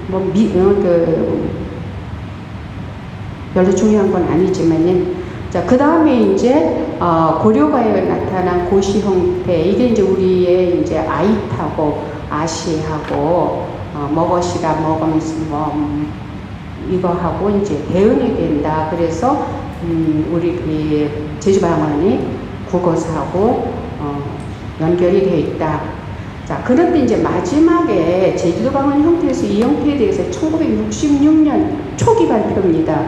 그야말로 이거는 형태에서 구조주의 언어에서의 그냥 이 형태 전부 다 아주 기계적으로 분석하는 겁니다. 일단 이 단계가 지나가고 나야 진정한 의미의 그 형태에서 분석 작업이 들어가기 때문에 그래서 아마 요거는 앞에 그 박사학위 논문하고 직접적인 관련이 없기 때문에 발표 연도가 맨 앞에 있으면서도 뒤에다 놓은 것 같습니다. 그렇지만 선생님은 구조주의에서 형태적 분석의 첫째 단계인 이 단계를 제일 먼저 하지 않으셨나 그런 생각을 해봤습니다. 자, 여기까지입니다. 굉장히 그냥 30분 넘었어요. 자, 맺겠습니다. 네, 이상에서 연한 한평원 교수의 제주방언 문법 연구업적을 중심으로 간단하게 소개했습니다. 어떤 분야도 그러하듯이 초창기 선구자의 연구는 완벽할 수가 없습니다. 학문의 개성 발전은 바로 선대 연구자들이 남긴 문제점을 후대의 연구자들이 발견하고 수정 보완할 때 이루어지는 것입니다. 제주방언 연구도 동일합니다. 이런 맥락에서 현재 제주방언 연구의 초석이자 밑거름이 된 허남 한평원 교수의 연구업적에 의지하여 발전한 것은 어느 누구도 부인할 부인할 수 없는 사실입니다. 최근 몇 년 동안의 제주 방언에 대한 제주도와 제주도민들의 관심은 그 어느 시기보다도 매우 높습니다. 그런데 그 관심은 방언 체록과 보존 정책 수립 등의 소멸 위기의 제주 방언을 보존하기 위한 실천 방향에 하나인 것처럼 보입니다.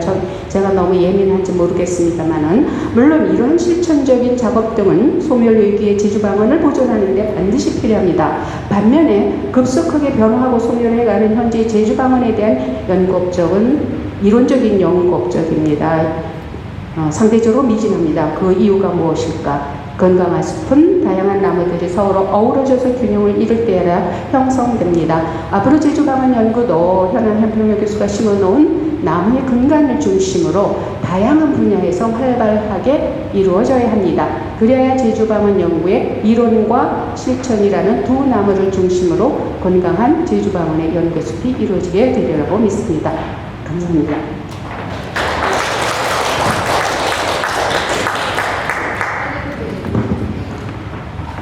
네, 수고하셨습니다. 선생님과 그 얽힌 정감원 2년까지 함께한 연구 업적을 소개해 주셨습니다. 그리고 특히 시간을 맞추느라고 애쓰는 모습에 저 감복했습니다. 감사드립니다. 그러면 이어서 세 번째 어휘 분야 발표, 주제 발표를 갖도록 하겠습니다.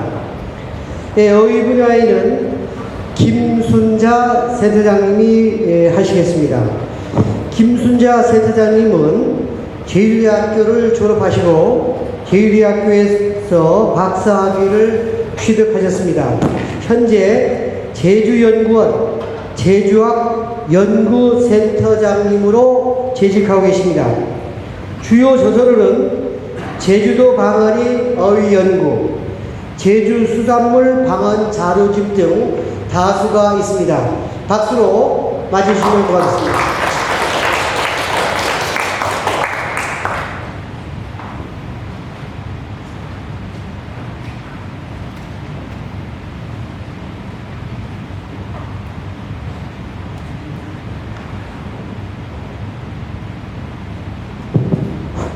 방금 소개받은 제주학 연구센터 김순자입니다. 강영봉 선생님부터 시작해서 쭉 발표를 들으면서 제가 발표할 부분이 이제 다 나왔지 않나 하는 생각을 해봅니다. 그리고 모든 선생님들께서 우리 현평여 선생님하고의 그 인연들을 많이 말씀해 주셨습니다. 저 또한 연암 선생님하고는 깊지는 않지만 그래도 끈끈이 이어왔지 않나 하는 생각을 합니다. 그 부분들을 이제 말씀을 드리겠는데요. 저는 이제 시작을 이제 그림으로 했으니까 이제 아무래도 그림으로 해서 여러분들이 좀 지루함을 이제 달래드릴까 합니다. 또 카드입니다. 그래서 이런 그 연암 선생님하고의 저 인연은 대학 2학년 때 선생님을 처음 뵀었습니다.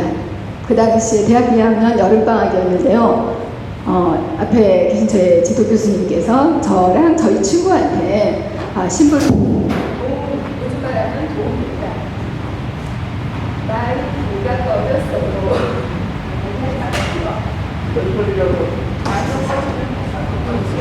저를 적어놓고 있습니다.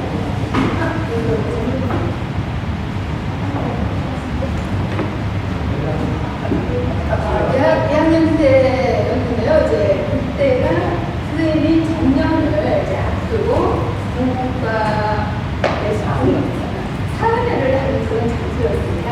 그때 이제 차출을 저랑 저희 친구랑 차출을 해서 요즘 말하는 그 책을 그 당시에 이제 농구편을 차출하신 분들한테 나눠드렸었는데요. 그 당시에 제가 도우미 역할을 하러 갔었습니다. 그래서 이제 선생님들한테 오시는 분들한테 그때 로얄호텔 신제주에는 로얄호텔이었는데요. 거기에서 드리면서 이제 선생님을 처음 뵀었고 그때는 이제 그렇게 다른 선생님들이 커서 그런지 크게 이렇게 느끼지는 않았었어요. 그래서 저희 아버지 같은 경우는 느끼셨는데 그때 만났던 분들이 교수님 그 친구분들 농담하면서 야 너가 저기 되냐? 조수환 교수님 그렇게 얘기를 해주시고 했었는데 나중에 제가 신문사에 갔더니 대선배들이시더라고요. 그래서 제가 모셨습니다. 저기가 문제였구나. 예, 저쪽에 기계적인 결함이었던 것 같습니다. 그때 이제 인연으로 해서 이제 만났었는데요. 그때는 이제 선생님한테 농구편 사인이 있는 이제 책을 선물해서 늘 저도 책장을 갖고 있었습니다. 그리고 제가 이제 이런 공부하기 전에는 신문 기자였습니다. 신문 기자로 활동하면서 이제 방언학에 관심이 있었기 때문에 선생님이 이제 그 방언 연구회를 결성했을 당시부터 제가 전부는 가지 못했지만 이제 취재자 선생님을 이제 계속 뵀었습니다. 그러면 선생님은 저한테 김 기자 뭐 이런 얘기를 안 하고요. 순자야 이렇게 하더라고요. 전화해서 순자가 이렇게 해서 이제 전화 오게 되고 고백한데 선생님이 제가 지금도 결혼 안 했지만 선생님이 저한테 맞선을 한번 보여준 적이 있었습니다. 아무도 모르실 겁니다. 이제 카르텔에서 이제 만나고 이랬는데 저는 결혼할 생각이 하나도 그 당시에는 없었거든요. 그래서 마음에도 들지도 않았고 그런데 이제 선생님 전화로 경 마음에 안 들었냐 하면서 그래도 결혼을 해야 된다 하면서 이제 자꾸 이렇게 그런 말씀을 해주셨었어요. 그래서 만났을 때마다 정말 딸처럼 이제 따님이 아까 보니까 세 분이나 계셨는데 그렇게 해서 늘 아버지 같은 그런 분이셨습니다. 아마 선생님께서 이 자리에 와 계실 거라고 저는 생각을 하는데 결혼은 안 했지만 아마 왜냐면 저는 취재를 다니면서 방언 전공자가 아니었거든요. 그냥 단순히 이제 제주 방언에 관심이 있었고 이거는 해야 된다 하는 그런 그 사명감 같은 그러니까 왜냐면 방언이 어렵기 때문에 취재 현장에서 방언을 조사하거나 그 기사화하는 경우는 거의 없었습니다. 제 동무대였는데 이제 그렇게 해서 이제 만났던 분이 우리 이기문 선생님이 이제 한의관광 호텔에서 이제 와서 또 특강한 적이 있었습니다. 그래서 그때 또 뵙기도 해서 굉장히 이제 앞림을 주셨는데 아마 제가 당신의 그 연구 성과들을 가지고 그리고 연구를 하는 모습을 보시고 이 자리에 계시든 아니면 하늘에 계시든 저쪽 뭐 극락에 계시든 착하다 하지 않을까 하는 생각입니다. 그래도 이제 선생님이 이제 해온 이런 업적들에 이제 미치지는 못하니까 좀 더 열심히 하라 하는 이런 채찍들을 늘 주시지 않을까 하는 그런 생각입니다. 그래서 모든 분들이 선생님과의 인연을 얘기를 했기 때문에 어디에서도 얘기하지 않은 제가 맞선을 봤던 이야기는 아무도 모르는 거거든요. 근데 갑자기 이제 선생님 생각이 나서 그때 결혼했으면 이 자리에 있었을까 하는 생각도 아까 이제 앉아서 이제 들기는 했습니다. 제가 이제 맡은 분야는 선생님의 이제 어휘 부분, 선생님 연구 결과물 중에 어휘 부분입니다. 그래서 하나씩 이제 들어가도록 하겠습니다. 그 선생님이 이제 그 결과물들은 제주도 방언 연구 자료집이 이제 큰 업적이고요. 그리고 어휘 부분에는 농구편에 3편이 담겨 있습니다. 오늘 발표에서는 3편은 아까 정승철 선생님 발표 등등에서 이제 나왔기 때문에 간단하게 언급만 할 거고요. 제주도 방언 자료집을 만들기 위해서 선생님이 어떻게 애쓰셔 왔는지 그런 부분을 중심으로 이제 말씀을 드리겠습니다. 네, 아까 이제 말씀을 했죠. 그래서 이런 그 학술대회, 백두를 기념해서 이제 학술대회를 하면서 저 자신을 이제 성찰하는, 연구자로서 이제 성찰하는 이런 시간들을 이제 가져봤습니다. 그래서 아까 말씀했던 부분들이 이렇게 나와 있고요. 여기에 이제 그 선생님이 남긴 이런 게 나의 연구 지침서가 되었다. 이 말씀은 뭐냐면 제가 박사 논문을 쓸 때 이제 선생님이 남기신 그 자료편을 이제 보완한 게 이제 1995년에 제주어 사전입니다. 제주어 사전을 이제 탐독하면서 제가 논문이 제 그 언어지리학적 연구거든요. 제주도 방언의 언어지리학적 연구인데 그 연구의 기초가 우리 제주어 사전을 이제 탐독하면서 그 한 지역에서 2개 또는 5개 뭐 이렇게 나와 있는 어휘들을 모아내는 이런 작업들을 선생님이 모아놓은 이런 자료들을 가지고 논문을 썼고요. 그리고 선생님이 연구를 했고 조사를 했던 그 지점을 따라서 했습니다. 그리고 선생님이 이제 조사한 어휘와 그리고 제가 조사한 어휘가 50여 년의 이제 차이를 두고 조사를 했는데 어떻게 달라졌는가 하는 것들을 실제 시간에 맞춘 연구 성과물을 가지고 이제 학위 논문을 썼었습니다. 그래서 정말 선생님은 저희 연구에 밑거름이 이제 돼 주셨던 것 같습니다.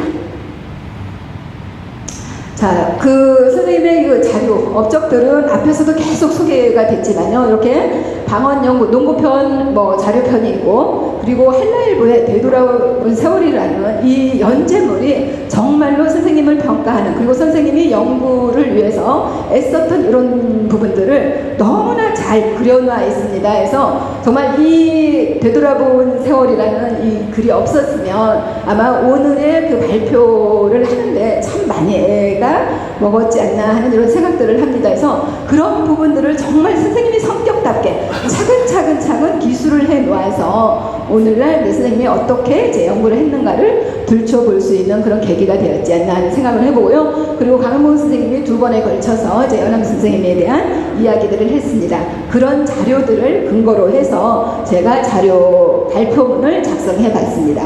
자, 요 부분들이 이제 여기에 제주도 방언연구 1 해서 아까 13번 강현문 교수님이 발표할 때 13번에 연재를 했다라고 얘기를 했잖아요. 그래서 이런 자료들이 이제 있습니다.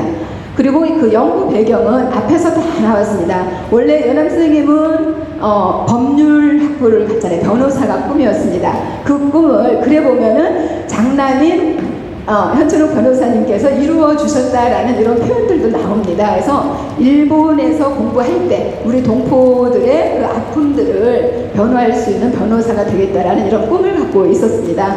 그런데 이제 해방에서 이제 고향에 돌아왔더니 아까 앞에서 나왔잖아요. 이제 제일중학교 학교 이제 설립을 하면서 국어 자원하다시피 국어 교사를 했는데 한계가 있어서 2학기에는 그 형님의 이제 형님과 의논해서 이제 서울로 가게 됩니다. 그래서 이렇게 이제 그 고민, 정말 이 국어 선생님이 되겠다라는, 그리고 국학을 전공하겠다라는 이 마음을 내주셨으니까 오늘 우리들에게 이런 큰 성과물들을, 그리고 우리 방언연구의 1세대로서 그리고 2, 3세대를 이렇게 양성하는 그런 계기가 되지 않았나 하는 생각을 해봅니다. 자, 여기에 이런 말이 있습니다. 국어국문학 분야를 전공해 국학도가 되어보자. 국어국문학, 법률을 전공하다가 국어 선생을 자발적으로 하던 그게 인연이 돼서 국어를 전공하겠다라고 해서 이제 그 되돌아본 세월에 나와 있고요. 그리고 상경 후에 서울대 다 많은 대학들을 둘러보았지만 동국대학교를 선택한 이유가 앞에서 얘기했던 양주동 박사님, 양주동 선생님 등등 있었고, 그 당시에 동국대가 굉장히 이제 교수진이 좋았다라고 기술해 놓은 이런 부분들이 있었습니다. 그리고 여기에 보면 세기를 개척해 나갈 것이냐 해서 당신이 진로들을 이제 고민을 했던 이런 흔적들을 회고록에 담아놨습니다.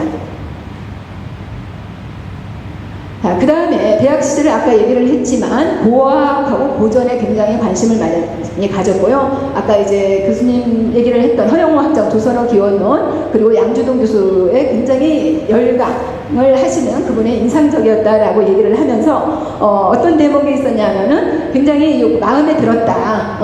그것도 무척 마음에 들었고요. 그 가운데 동국대학 국어국문학과 연구의 초석이신 양주동 선생이 수많은 학생들에게 깊은 인상을 주었지만 그를 따를 만한 후학들이 나오지 않는 것에 대해서 가슴 아파하시는 이런 대목도 있었습니다. 그 다음에 이제 뭐라고 했냐면 맨 마지막에 선생님이 학문의 한 부면도 이어가지 못하고 쭉쭉 방언이나 수집하며 뒤적이고 있는 처지이지만 그래도 가끔 고고학에 대해서 관심을 가져지는 것은 선생님으로부터 영향을 받았다 해서 양주동 선생님에 대한 이런 그 애정을 굉장히 글로써 많이 이제 드러내 놓고 있습니다.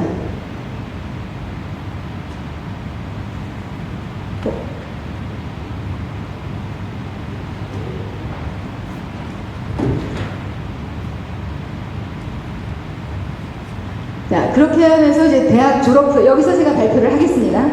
안 되나요? 안 되는 것 같습니다. 이제 아까 얘기했던 이제 그 중학원을 우연중학교를 설립해 관여했고요. 초급대학에 관여를 했고 본격적인 거는 아까 말씀했던 것처럼 4년제 대학 이후라고 얘기를 했었습니다. 그때부터 이제 본격적인 방언 연구를 이제 시작하게 되는데요. 1956년 3월입니다. 선생님이 1920년 태생이기 때문에 20년 태생이기 때문에 그때 나이가 36살입니다. 제가 계산을 해봤더니 36세부터 본격적으로 방언 연구를 시작해서 2년 9개월 동안 이제 방언 연구를 다니는데 했더니 한 80일 정도더라고요. 이제 그 동안. 근데 이제 어떻게 나왔냐면 여기에 아까 앞에서 정승철 쌤이 얘기를 했던 겁니다. 그래서 제주 지역 방언에 대해서 관심을 갖지 않을 수 없다 하는 이런 대목이 이제 있었고요. 그래서 돌려주세요. 이런 부분들은 여기 되돌아본 세월에 나와 있는 겁니다. 한 번 더 돌려주십시오. 네. 연구 분야 업적은 아까 얘기했던 것처럼 이제 앞에 제주도 방언 연구하고 제주도 방언에서의 나무와 나물 어사 그리고 제주도 방언 어사의 칭의학적 고찰 탐나 언어의 원료에서 3편을 이렇게 그 농고편에 실어있는데 아까 칭의학적 고찰은 정승선 선생님이 다 말씀을 해주셨어요. 그리고 그 칭의학적 고찰은 앞에 있는 나무와 나물 어사에 대한 나무에 대한 이야기를 1기, 2기, 3기 이렇게 나와 있고요. 요거는 예전에 이제 계림조사라든가 아니면은 이제 옛 문헌 등을 통해서 그리고 다른 지역의 방언 등을 통해서 그 나무와 나물이 같은 언어, 같은 이제 동언어다라는 이런 결과를 이제 하게 됩니다. 자, 그럼 하나하나 이제 살펴보도록 하겠습니다. 그래서 제주도 그 방언 자료집이 우리가 어떻게 탄생했는지 보도록 하겠습니다. 돌려주십시오. 자, 제1집 자료편입니다. 예, 앞에서 나왔던 거고요. 이 방언 자료집은 지역별로, 그러니까 수집하여서 전편, 후편으로 나눠 엮은 성격의 자료집인데 구성은 이제 서문을 이수명 선생님이 썼고요. 자서를 썼고 법내 전편, 후편, 조사 지점도로 구성이 되어 있습니다. 연안의 제주 방언의 출발점이라고 할 수 있습니다. 다음요. 자, 그 다음에 방언 조사를 보면은 방학에 갔고요. 강의가 없는 날, 휴일, 공휴일, 그 다음에 학생들에는 영보 지역을 중심으로 가게 되는데 그 수정편에 보면 조사일람표가 있습니다.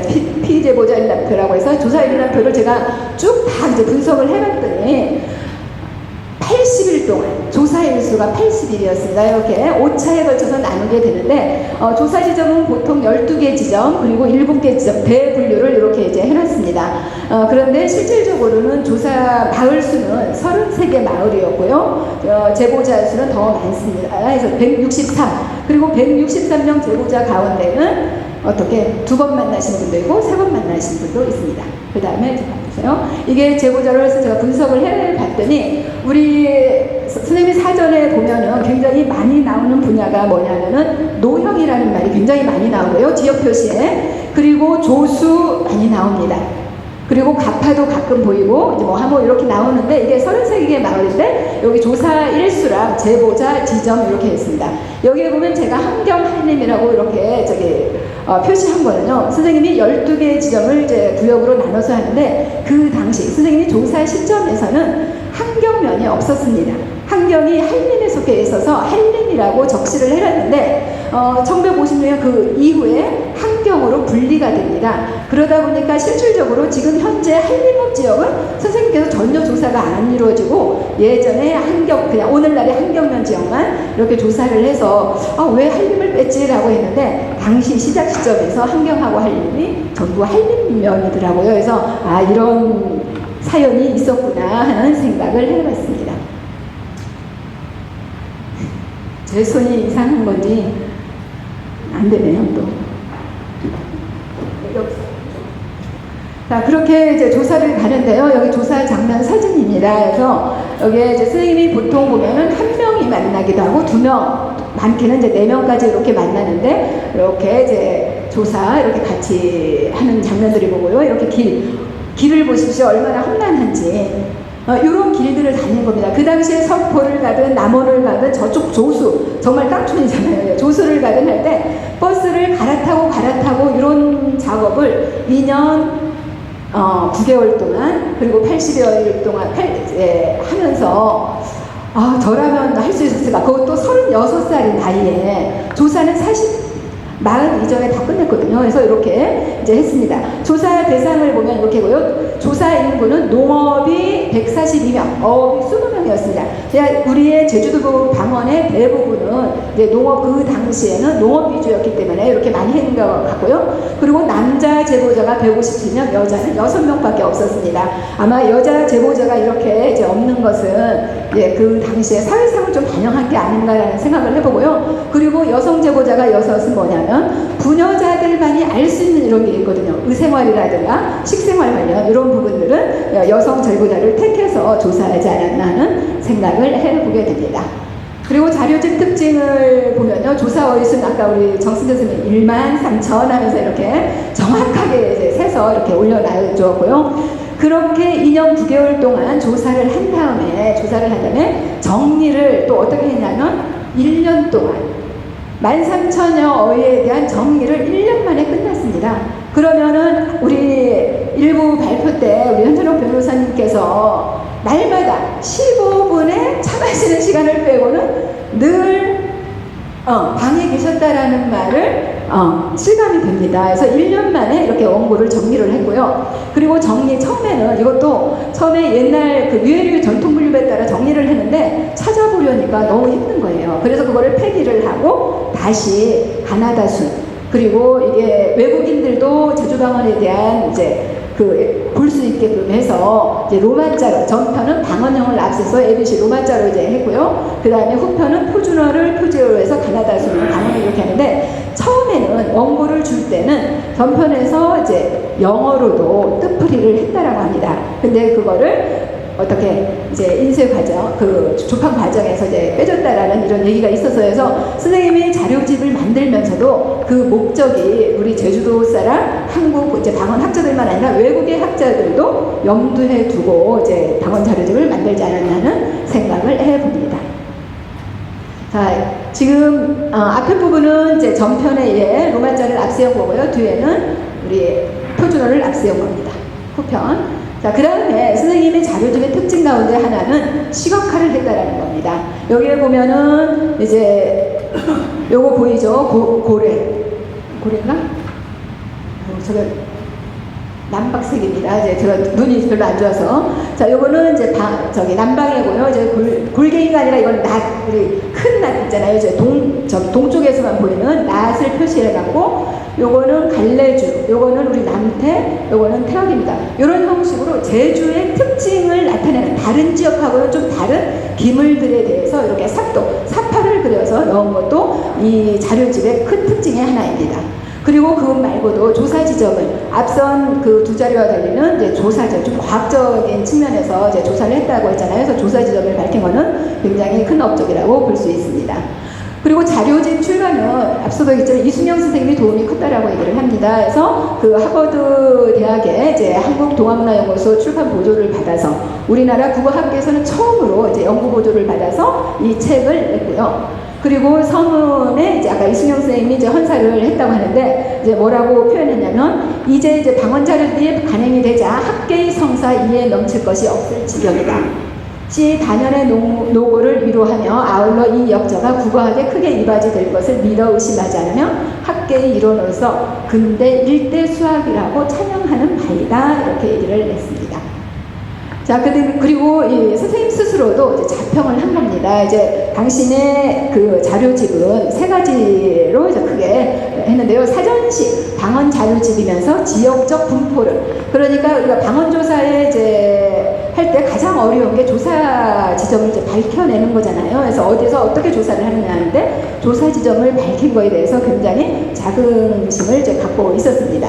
자, 두 번째는 제주도 방언에 보존되는 고어. 앞에 정승철 선생님도 이제 그 논문을 쓸 때 바탕이 됐다라고 얘기를 했잖아요. 그래서 고어 자료, 아리아 같은 이런 문들을 다 통계학으로 이제 통계적으로 이렇게 하기도 했고, 당신이 거의 남김없이 수집했다. 이렇게 이제 자부를 하고 있고요. 세 번째는 지금 제주방언의 표기의 근간이 되고 있는 철자법을 가지고 이제 방언 사전을 이제 만들었다라는 거죠. 그래서 그게 뭐 다 맞다 틀리다의 문제가 아니라 이런 근거들을 가지고 우리 자료집을 만들었다는데 굉장히 큰 의의가 있지 않나라는 생각을 합니다. 자, 이 부분은요, 이제 입진에 인해서 빛을 남기는 사람들, 방언 자료집이 나오니까 신문에서 이런 그 보도를 했었습니다. 그래서 이제 방언 연구의 금자탑이 금자탑 이론, 국문, 안 보이네.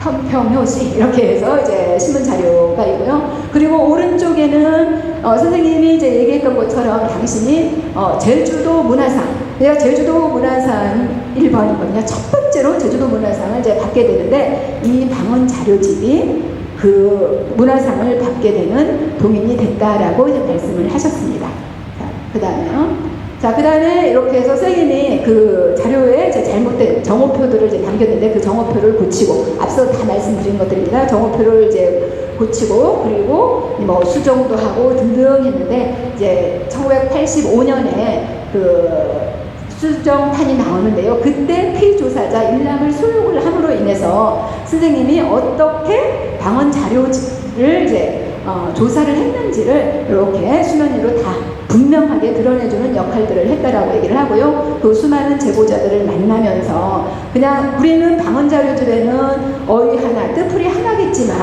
그 어휘 하나를 발굴하고 채집하고 기록하는 그 과정 속에서 만난 그 수많은 이런 부분들이 이제 굉장히 크지 않았을까 하는 생각을 합니다. 저도 저희 제주학연구센터에서도 지금 제주어 대사전이라는 명목으로 이제 개정정보 제주어 사전에 요즘 들어가지 않은 이런 새 어휘들을 추가하고, 그리고 예전 사전에 어떤 용례들을 이제 밝혀서 사전 작업을 하고 있는데요. 정말로 새로운 어휘 하나를 발견했을 때 굉장히 그 기쁨은 되게 크거든요. 그래서 그런 부분들을 이제 생각했을 때 그 당시 36의 나이에 방언 연구를 하겠다고 해서 조사했을 때 그 심정은 어땠을까 하는 그 생각들을 이제 하게 됩니다. 어쨌든 굉장한 업적들을 이렇게 남겼습니다. 그리고 이제 선생님이 남겨준 방언조사 어휘 카드, 이런 것들이 이제 저희들이 또 연구 자료로 이제 뜻깊게 있게 쓰고 있고요. 그리고 이제 그 선생님이 자료가 중심이 돼서 1995년에 제주도에서 처음으로, 전국에서 처음으로 방언사전을 행정기관이 만들게 됩니다. 이거는 굉장히 이제 큰 의미가 있다라고 생각을 하거든요. 그래서 이건 뭐냐면 행정에서 우리 지역의 방언에 대한 관심들을 가질 수 있는 단초를 제공해 준 게 이 사전이, 선생님이 자료편이라는 사전이 있었기 때문에 가능하지 않았는가라고 생각을 합니다. 그 자료편에다가 그 당시에 이제 밖에 이제 그 조사위원들을 이제 구성을 해서 어휘를 추가해서 나온 게 제주어 사전이고요. 그 이후에 2009년에 다시 개정중보 제주어 사전을 만들게 됩니다.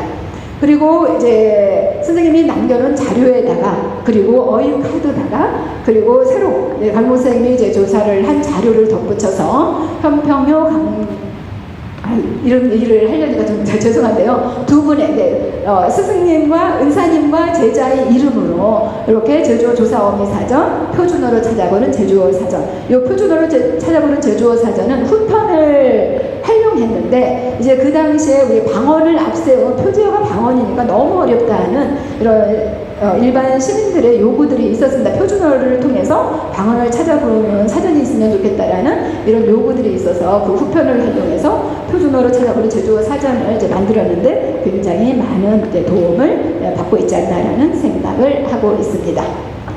자, 그 다음에 이제 나무와 나무는요, 아까 얘기를 한 것처럼 이렇게 나라는 나무, 우리 제주도 방언에는 4개의 어형이 있는데 거기에 이제 원래는 나에서 나타날 것이다. 그래서 그 근원을 이제 밝힌 거고요. 나물은 역시 이제 노물, 나물이 나오는데 이게 우리가 공식적으로 이렇게 쓰이는데 원래 노미에서 왔을 거다. 그 노는 뭐냐면 우리 논비 있잖아요. 이제 논비의 노음에서 이제 노물이 나왔을 거다라고요. 거기에다가 노에다가 이제 명사형 미음. 그래서 원래는 노다 해서 이제 이 나무와 나는 같은 이제 그 어원적으로 같은 이제 동언어 같다라고 해서 이제 결론을 지은 논문입니다.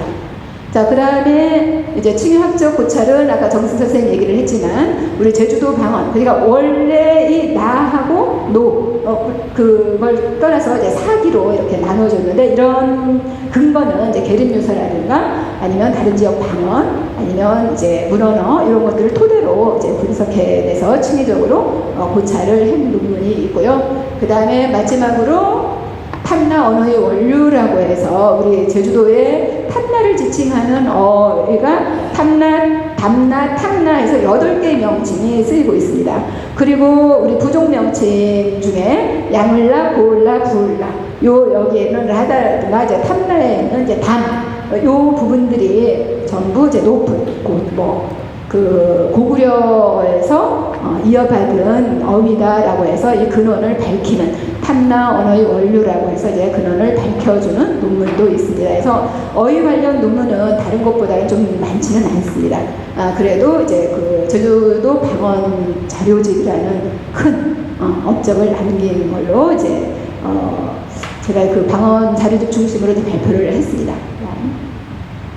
마무리인데요. 어쨌든 저는 이제 선생님 그 자료들을 보고 그리고 제주도 방언 연구자로서 이제 가면서 늘 선생님은 저랑 함께 하고 있다라고 혼자 주문처럼 이렇게 이제 생각을 합니다. 이제 그 인연이라는 게 참 크구나 하는 생각을 하고요. 그 선생님 연구 업적들을 본받아서 저도 연구에 이제 매진을 하겠다는 생각을 하고요. 어쨌든 선생님이 남기는 수많은 업적, 앞서 강정희 선생님도 이제 말씀했지만 그 짧은 시간에 제주도의 모든 것을 연구를 했다라는 거죠. 그래서 그 부분들은 먼저 연구를 해놓으니까 후학들에게 연구거리들을 제공하지 않았나 하는 이런 생각들을 해봅니다. 그래서 이런 연구 지평을 넓혀줬다라고 생각을 하고요. 무엇보다 저한테 이제 저 가슴을 쿵쿵 쳤던 게 어떻게 그 나이에 36, 40 이 나이에 그 자료들을 수집하고 정리하고 출판까지 이뤄낼 수 있었을까? 이게 굉장히 저한테